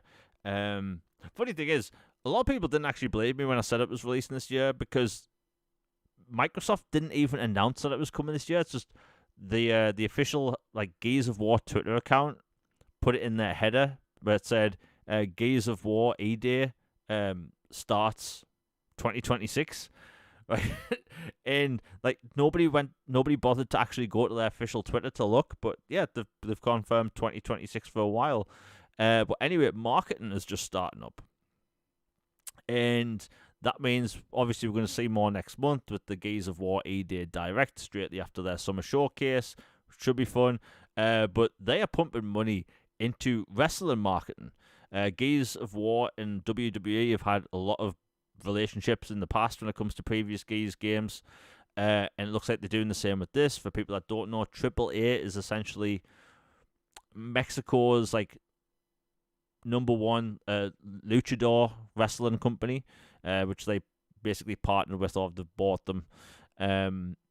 And we're going to see a lot of advertising with WWE and AAA, which is cool. But it looks like Microsoft they really like big marketing again, because I feel like for the longest time, Xbox marketing for first party video games wasn't that big. I feel like they kind of slowed down a bit. From Gears 5 even. It feels like they took a more of a backseat approach, just did some Twitter things, some meme stuff. But I really feel like they're going to go big with this one. Like, this is I don't want to call it a reset, but like it's Gears going back to its roots. It's going to be gory. It's going to be intense. It's going to have horror elements, and it's going back to its linear game design, which I was a big fan of. But it looks like they're really spinning up the marketing cycle right now, and they could be going big. Now, if they're going big now, Microsoft typically doesn't do long marketing cycles for their games. Like Ubisoft. Ubisoft has no problem marketing a game for a year. They do it with a bunch of Assassin's Creed games. But like Microsoft, they typically just do a couple of months. So like I'm legitimately thinking like September, maybe early October for releasing this game. But like Gears of War, it can't be that far out. A lot of these companies are wanting to get their games out way before Grand Theft Auto, which comes out in, I think it's the 19th of November. So like them getting out a month and a half ahead, I can completely see that. But yeah, they're definitely spinning up the marketing cycle right now, which is exciting. And we're going to see a lot of Gears really soon. And Gears is back. I feel like the past two Gears games were kind of like the tone was different. Some people didn't agree with certain story elements. Fighting robots in a Gears game wasn't fun. But like when you're fighting Locust, and this is a prequel, E-Day, Emergence Day, it's going to be pretty epic. But Logan, what do you think? It looks like they're actually starting up the marketing cycle soon. Or right now, anyway. Yeah, I'm excited. Getting some of that renegade energy again, like leaning into wrestling, heel turns, all kinds of fun stuff they can do with this. And, for those who are less familiar with Gears, there's always been a synergy between Gears and, certain cultures in the world and especially in wrestling. There's like, I remember Gears 4 and 5 had a bunch of wrestlers got scanned into the game Oh, and yeah. could be playable characters, and there's always been a synergy there. And, it's just, I'm glad that the marketing is finally ramping up.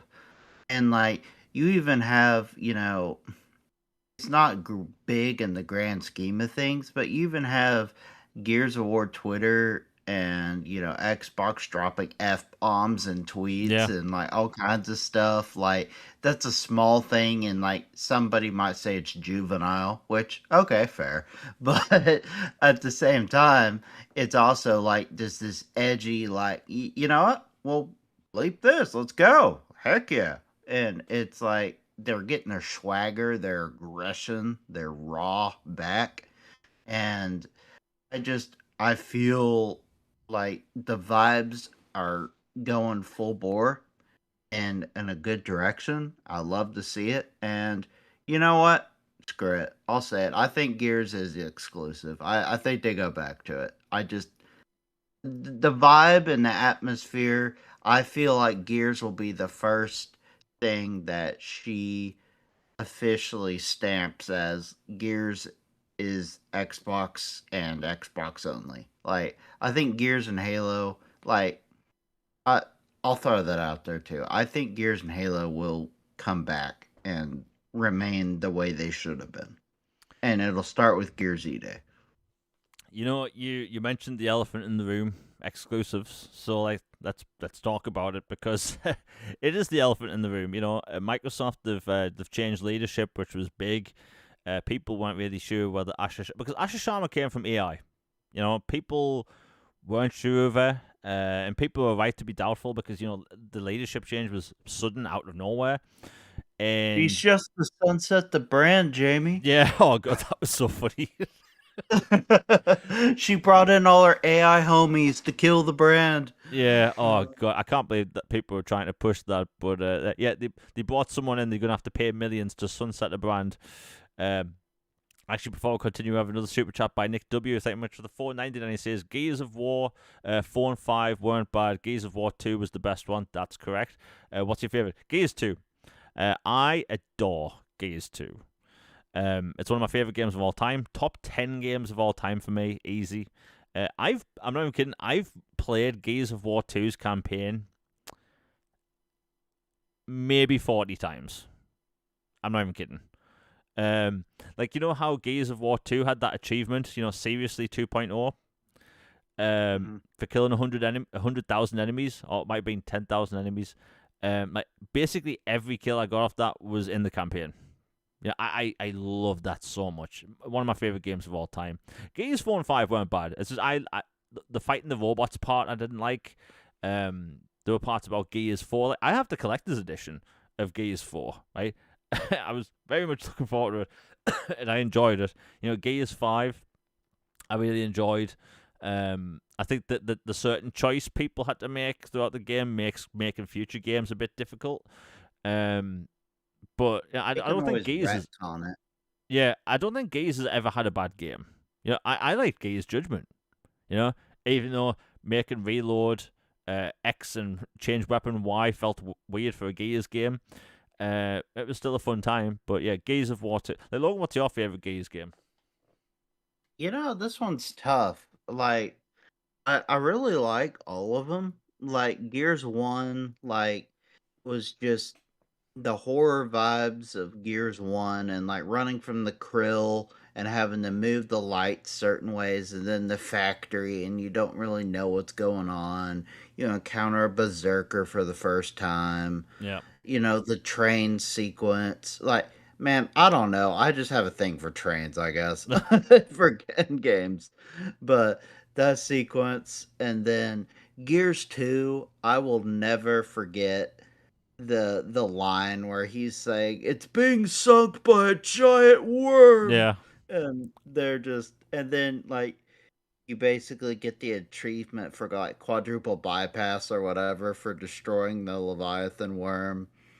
And that whole mission, and just like the research facility was such a cool mission with Oh yeah. like the cryo tanks and the sires and everything, and the tanks and introducing Dizzy, and then 3 was visually just incredible. Yeah. And the island and the storms, I really liked 3. 4 and 5 were visually incredibly impressive. And maybe I'm a little softer on the robots than some other people. I thought they were fun as a change of pace, but I definitely did like the locust parts better. And then yeah, 5, not a fan of the ending. I get it, they were trying something. I think that left more problems for future stuff, which again, um, what they told us was true from a certain point of view. You can always retcon something if you need to. You own the IP. You can do that if you want to. And yeah, and then Judgment, I really enjoyed as well. Like you said, the reloading change always made me freak out when I start playing the game, especially after playing the other ones. But I loved the addition of the challenges Oh that yeah, they did. Like, it's like, okay, instead of it being normal wretches, they're glowing wretches and they're lambent. Or we went in there and we only had Boltox or this or that, and I don't know, like they're all good, but I'd say two's my favorite. yeah, yeah. Two is one of my favorite games of all time. Like the Leviathan fight in the underground lake. Mm-hmm. I love that. Oh yes, that was fun. I forgot about that. Yeah, Yeah. and that is a very gamey game thing, like boss fight. Shoot the eye, shoot the tentacle, throw grenades. But I love that game. Like even like making your way through the giant worm. When you had Mm-hmm. to saw its arteries, like Yes, like, yes. and then the room's slowly filling up with blood. Like that's a game, right? And My then God. Carmine somehow dies in the worm Yeah, when he survived this fall from all this other.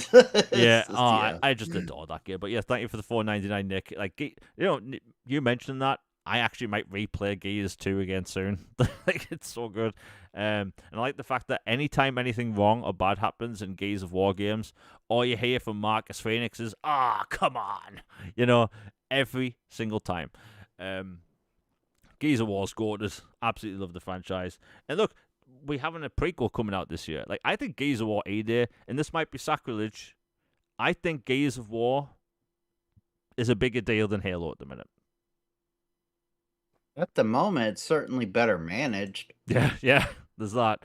The Coalition, they nail it, right? One, they actually get Unreal Engine, so that's a bonus. We're not going to have a choppy lighting game in this one, unlike other Unreal Engine 5 games we've seen over the past several years. They care about performance, and like Gears of War has a unique look. But like back to the whole exclusive thing, that is the elephant in the room. Will that, because the thing is that hasn't actually been announced for any platform. It's just it's coming to Give some Xbox, more wiggle room.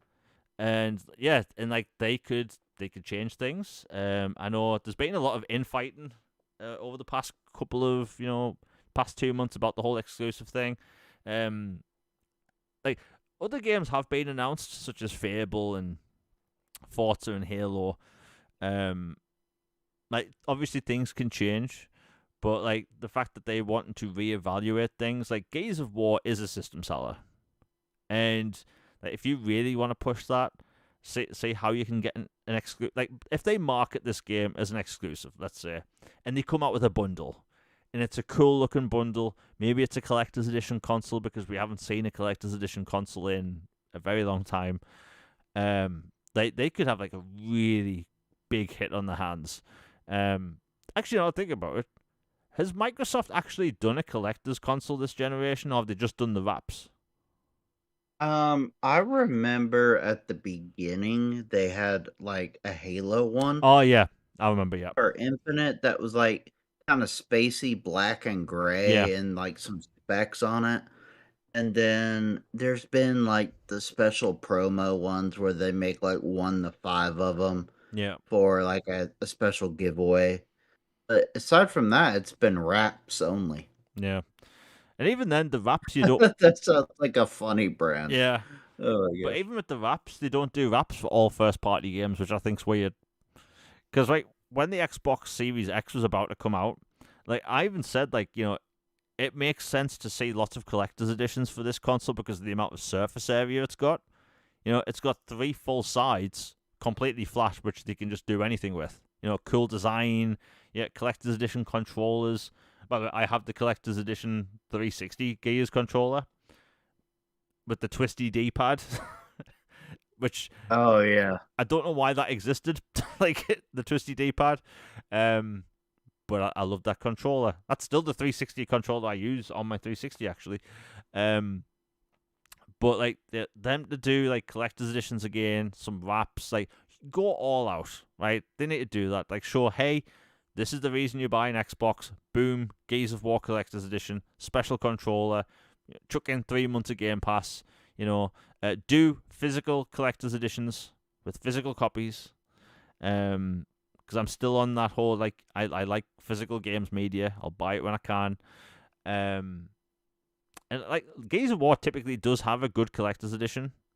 4 had the big version of Marcus Phoenix's son on the motorcycle. That's the one I have. Gears of War 5, I can't remember what collector's edition that had, but Gears of War 3 that came with the statue of Marcus Phoenix.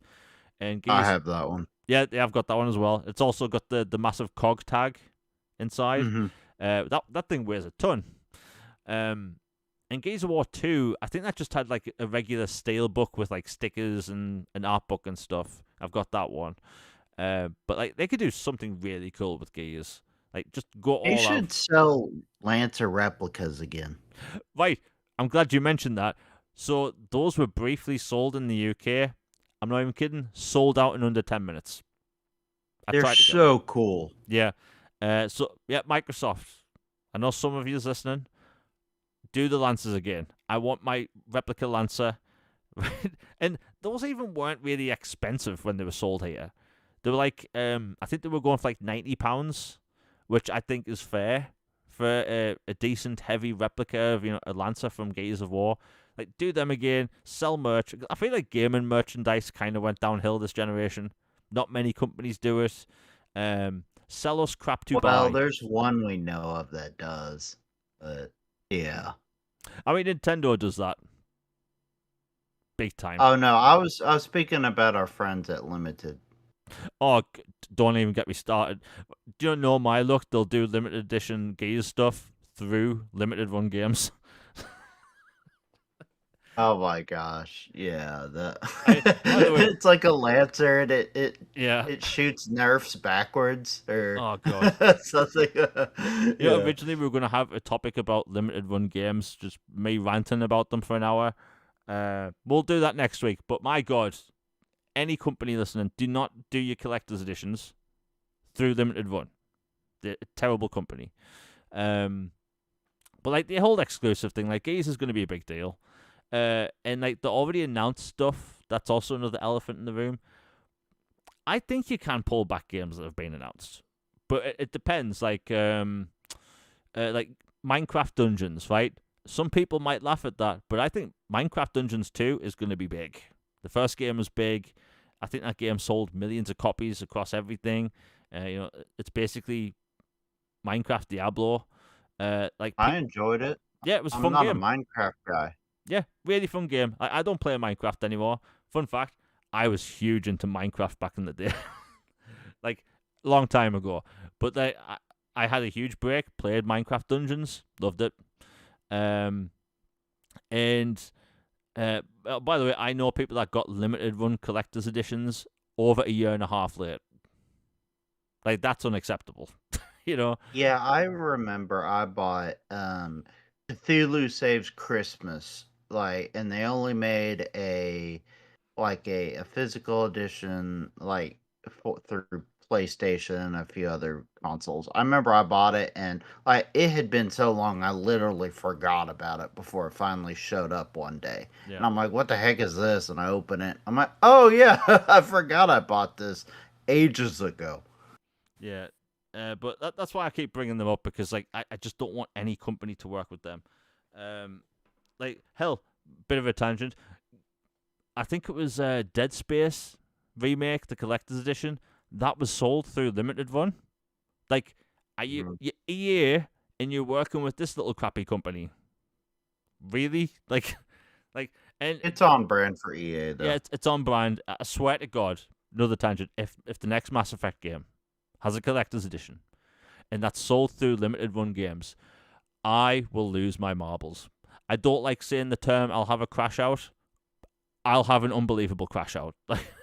I'll just have a 10-hour live stream saying everything negative about that company because I'll just be heartbroken and triggered. But back to the exclusive thing. There's people going online. They're saying they shouldn't do this. They're saying they should. And there's people like people are gonna have different opinions about this on me than me, I should say. But I think we could all agree, like Asha Sharma's moves so far, she's making small changes. You know, the green logo is back finally. You know, I think that we're getting that tomorrow on Xbox. And you know, like the Game Pass going down in price thing, which is nice. You have like the Xbox is now getting features again. Isn't that nice? Features on a console, which we used to get them all the time, and then they stopped 3 years ago. So we're getting features again every other week. You know, they listen to feedback. Like Logan, you asked for a dynamic background for that logo, and then they announced it like 4 days later. Yeah, it's insane. Like they're like hair trigger rapid firing, getting these output updates out like crazy. And it's awesome. Like yes, they're small in the grand scheme of things, but like you said with throwing stones, they create ripples, but a whole bunch of them starts making waves. Like these things add up. And Yeah, I'm very happy with how they're doing things so far. It's yeah, a start, but a good start. yeah. I mean, don't get me wrong. Like there hasn't been like a huge monumental change so far, but like all these small changes, it has me positive. And also, like it's funny that the woman who used to work in AI, who people were scared of about making Xbox about AI, she cancels Copilot on Xbox. Like, and I've never used Copilot. I just don't have any use for it. But like the fact that I when I get a next gen Xbox, right, I want to turn it on. I want to put in Mass Effect Legendary Edition in for the 40th time, have that play. I don't want to go on Copilot. I don't want to use AI on a console. Like I don't see any use for that at all. So like the fact that she's completely gutting it, to me, that's a good sign. You know, backwards compatibility, right? We'll loop back to exclusives in a minute, but like backwards compatibility is a huge thing because we talk about that on a weekly basis. It's a huge feature, and look, honestly, I love the fact that I can just whenever I want put in a 360 disc on my console and play like an old. Let's let me look at my shelf. I can play Deus Ex Human Revolution whenever I want, right? One, I love that game. But two, like I just love the 360 era games, right? Oh, by the way, I don't know if I've ever mentioned this. The reason you don't hear me talk about OG Xbox that much is because the box of games I had of my original Xbox games, most of that went missing when I moved. Oh man, that sucks. Yeah, so my original Xbox doesn't work anymore because one time the street had a power surge, and everyone's electricals in the entire street got fried. Right? We all got reimbursed, but like that didn't fix my original Xbox. But yeah, I lost like 90% of my original Xbox games. So that's why you don't hear me talk about OG Xbox that much, because I have next to no games. I have like I'm looking at my shelf right now, maybe 6 games left. Like I lost nearly all of them. But like 360 though, I could talk about that all day. And like we aren't saying that backwards compatibility is coming back, but Logan, we both kind of in the same frame of mind that we kind of think it might be. I I fully believe it will come back. It could just be hopium, but it feels like all the energy's there, like things being shared online, posted, directions to the fan site in the database, the database itself popping off, all the articles, like even at GDC saying that we're bringing older games back Yeah. and you're going to be able to play these in new ways as well. And it feels like all the energy, all the momentum, plus what is the best predictor for future behavior is past behavior. What did they do on the 20th anniversary? We had a big old batch Yep. of titles added to backwards compatibility. I think it was like 73 or Yep. 76 titles, OG and 360. And when they announced that they were done with the program, They said it was because of ownership stuff and tech issues. Well, I would say acquiring one of the largest publishers and all their studios and all their IPs in history is a big update to the ownership and licensing problem for a bunch of titles Yeah. suddenly become fully owned by you. So, to me, I think at the very least, there will be some Activision stuff added. What it is, who knows? I wouldn't get your hopes up on Transformers. I know a lot of people want them. God bless you. I'd love them too, but I just don't think that's happening. But stuff like Singularity, Quake 4, Return to Castle Wolfenstein, Crash Bandicoot series, Spyro series, maybe the prototypes, Gun, True Crime, and then some obscure games that are lesser known, like a Wet or a, you know, stuff like that were left off, but people have, a strong desire for. I'd say there's a good chance those get added. And an update to the site, run by a good friend of ours, is that they have added the ability to vote for games you want to see relisted as well. Oh, Like nice. not just BC titles like, hey, we'd love this to become BC period, but like for example, King Kong was physical only for BC and not digitally available. Like vote to add that digitally or to relist the Splinter Cells or Prince of Persia games or 50 Cent Blood on the Sand, stuff like that. Oh, and like, that what was that Ubisoft JRPG? Oh, Enchanted Um, Arms. yes, that one. That one's on the list. Like stuff like that. And so, if you've already voted for all the titles you want to see added to BC, vote for the games you want re-added to the store because no guarantees, but they are paying attention. They are paying attention to that site and the votes and the attention and the articles about it. So you miss every shot you don't take, so you might as well put it out there what games you want re-added for sale as well. Yeah. You know what's funny about that 50 Cent game, right?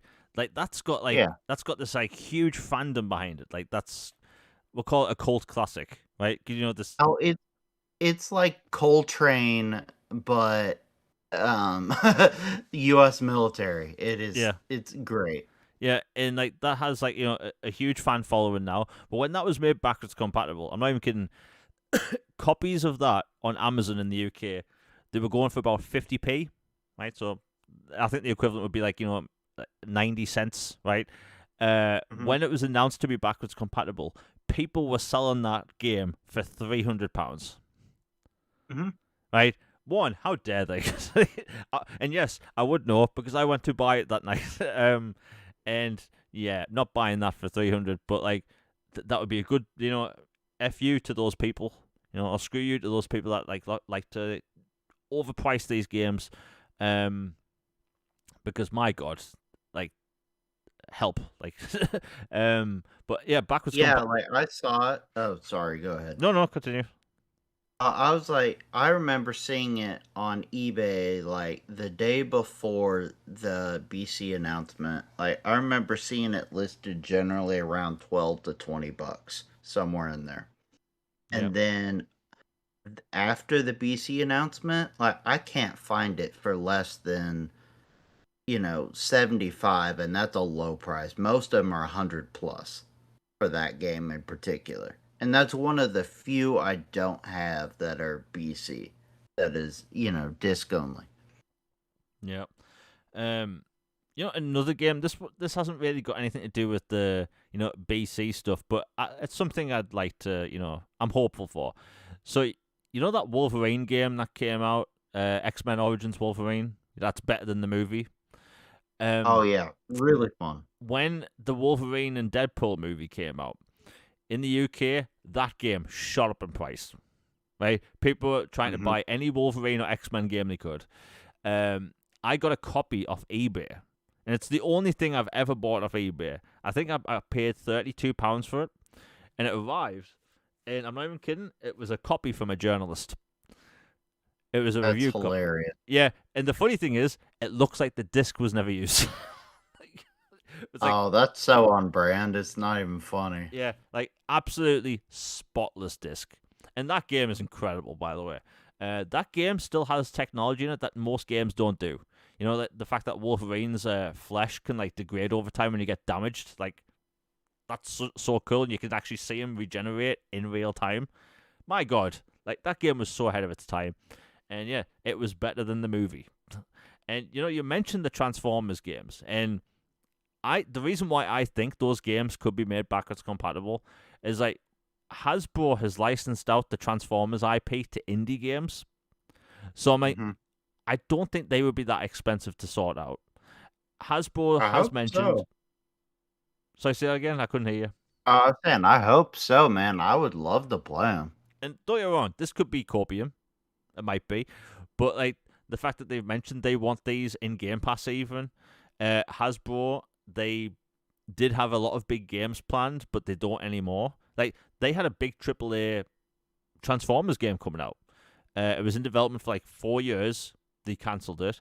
They had a AAA game from like what do you call it? GI Joe. They had a AAA game, GI Joe game, and that got cancelled as well. So like, I'm sure they would want more games set in their universes out there, and like they are two beloved games. People always say the third one's terrible, Rise of the Dark Spark, but people love those games, and I think people would actively go out and like turn on their console and buy these games. Relist them on PC. So like I'm on the side that Transformers, War for Cybertron, and Fall of Cybertron will be backwards compatible. Or at least can be. There are games that I think definitely won't, like Daytona USA, like the 360 version. NCAA football, like not happening in a million years. FIFA 09, I've been asked about that one a lot, and I loved that FIFA game. That ain't happening. But look, it looks like it's back on the table. So if you have exclusives, which we've talked about endlessly, if you have backwards compatibility, if you have Game Pass, which is thankfully cheaper now, I think if they market that with an exclusive, well, not exclusive, but a collector's edition console, Gears is their big holiday game, right? I know a single player RPG fan such as myself would like to think Fable's that. Like Gears of War is their big game this year, outside of Call of Duty. Fable's going to do well with RPG fans, but like Gears of War coming back is going to be huge. We haven't had a Gears game in 6 years, and the fact that like the expansion for Gears, Hivebusters, like that's one of the best looking games on console right now, and that was the last Gears content we had. So like it's gonna be really cool to see what happens over these next couple of months. Like Asha Sharma, she's did a lot in 2 months, a lot of small changes. Again, we get the new dashboard, or new console intro tomorrow, startup sound.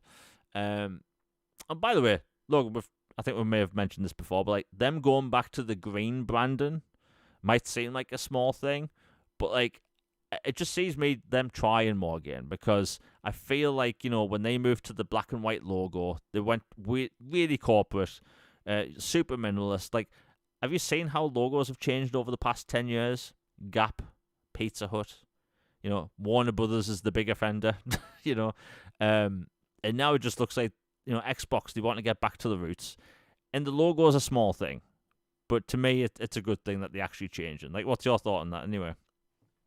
Yeah, I completely agree. One of my biggest tweets ever that blew up was about the logo, and I said like I really hope this is the new logo.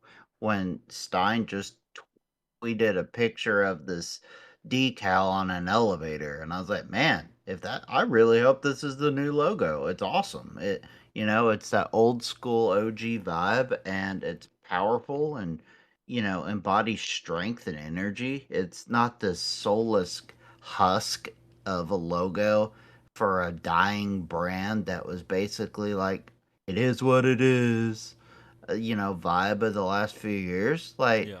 this is a full, you know what?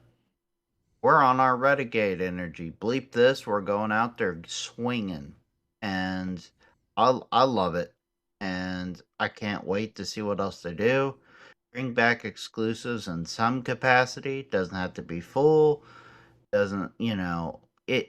I think that I'll be pragmatic and say I think they'll find a middle ground approach that'll just work Yeah. and it'll just make sense. I think that's what they'll do. And yeah, like Gears is their big holiday game. Just fully commit to it because however hundreds of thousands of copies they sold of Gears Remake clearly was I mean, that's chump change like you find in your couch for a company like Microsoft. Yeah. Like that ain't worth the headache of doing all that nonsense. And, exclusivity gives you some real juice and some energy and vibes and pride in your brand instead of being a doormat marshmallow. And I'm excited. And I said this 8 years ago and some fanboys were kind of, fought back about it, but honestly, I think backwards compatibility is an exclusivity in itself in a way. Um, because there are some games that you can only play via BC that some other platforms don't have access to anymore. So honestly, for their own good, they should be hyping that up way more than they do. Not only for the console, like, hey, our first party stuff, but also third party games and stuff. Like, hey, you can play all these old franchises, all the early titles in this to now, and this complete sagas and hidden gems, and see the transformations of this to that. All this, they should be hyping it up way more than they do. Put it on all the boxes, put it in big letters on all the advertisements for what the consoles do, and market that as exclusives as well. Because frankly, an exclusive means it's something unique to that platform that the other ones don't have. And last I checked, a bunch of the games that are BC are not available on other platforms via traditional methods, we'll put it that way, or consoles like Xbox does with their BC. Yep. You know what's crazy? So like the fact that their box doesn't list backwards compatibility at all. It's That asinine. yeah, Straight up. that's blew my mind. Like so like for instance, like we don't have like an MPD thing in the UK. We have like the weekly chart. But like when Black Ops 1 was made backwards compatible, that charted number 1.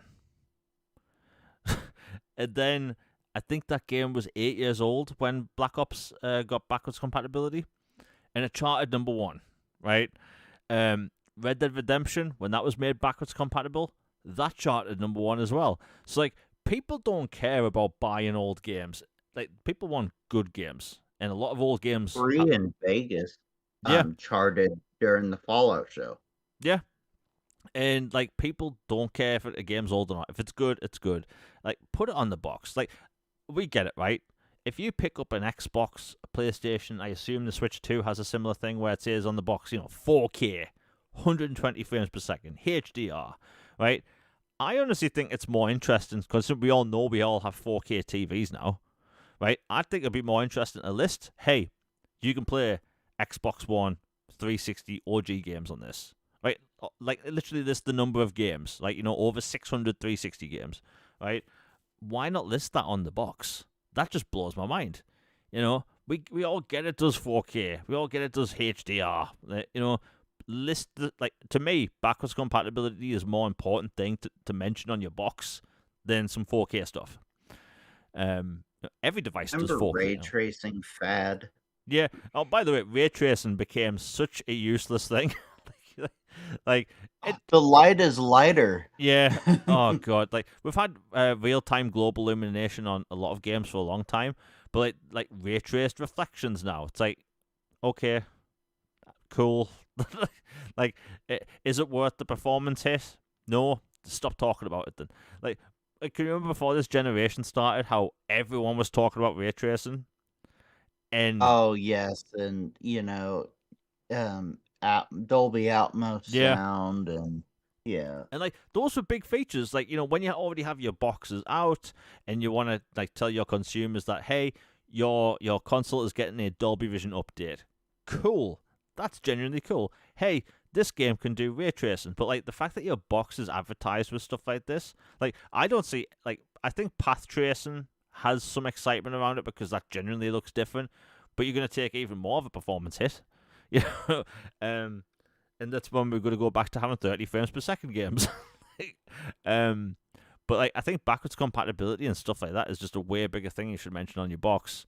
Like, no, if anyone has their box, the Xbox Series X and S came in, look at it. Doesn't mention backwards compatibility anywhere, not even in the small print, and that blows my mind. But yeah, they mentioned exclusives this summer. I mean, look, Asha Sharma's first 70 plus days, I like what she's doing. She's making really good moves, and if we see more of this over the next 2 months, going into the new generation next year, the holiday titles come this year. And by the way, they have to do a Call of Duty bundle. For some reason, they don't. It blows my mind that they don't. Like Modern Warfare 4 is going to be huge this year. Like a lot of people were kind of soured because of Black Ops 7. I personally don't like the futuristic guns. Like Modern Warfare 4 is going to be absolutely huge this year. Yeah, oh yeah, I keep seeing 8K on boxes as well. Nobody's got an 8K TV. Right, you can buy Not them. a normal person, anyway. Yeah, you can buy them. Do you know how much content's out there to watch 8K? Next to none. Like, in fact, you can buy a specific. I think it's either Sony or Fuji make this 8K player. Not even 8K discs. It's an 8K streaming box, right? And it costs an absurd price. And I know that there's a certain like subscription service for like a streaming service that only like rich people have access to, and that costs like thousands a year, like thousands of dollars a year. Like that does 8K, but realistically, there's no content out there. Most content isn't even shot in 4K. Hell, we still have 720p television channels in the UK, right? So like 8K content to me is just, yeah, I'm good. I'm good. You could stick that little number on a box. It means diddly squat. But if they put things on that matter, I'll be happier. Again, backwards compatibility. Slap a like if they come out with a Gears of War and Call of Duty bundle, 2 games in the bundle, that'll do really well. And Xbox growing means we get more games. I've heard this past week from I think it was maybe 2 Japanese game developers saying they want to bring their games to Xbox. They just want more consoles out there. I get it. This'll help. Logan, have you got anything else to say before we close out the show? No, just keep on stuff you want to come to the platform, whether it's from Japanese publishers or studios or other indie studios, or features like backwards compatibility titles you want added, or upgrades, achievements, whatever it is. Just make yourself loud and heard. Be respectful, but be loud, be heard. The greasy wheel gets the grease, or the squeaky wheel gets the grease. You know what I'm talking about. So yeah, just be out there and make yourself known. Yeah. But yeah, look. A lot of things seem to be happening on Xbox, so who knows what's going to happen by the next podcast? So that'll be crazy. But anyway, everyone in chat has been awesome outside of the little bit of politics, but I get it. But everyone in chat has been amazing. We'll be back for a new episode of All Things Xbox podcast next Tuesday at 6 p.m. Eastern. Considering my videos got wiped, or well, corrupted, I should have had a video out by the next podcast. I'm going to try and get that done again. So if you're looking forward to certain things on Xbox and certain Xbox news, I've got you covered. Hopefully I should be able to get that video out on Sunday or by Sunday. And yeah, the link to my last video, the 10 biggest new games coming to Xbox in May. Most of those games are yet to release this month. So if you want to support the channel, just watch that, like it. It's greatly appreciated. Hitting the bell for notifications really helps the channel as well. Anyway, we'll see you next week. We're out, everybody. Peace. And we are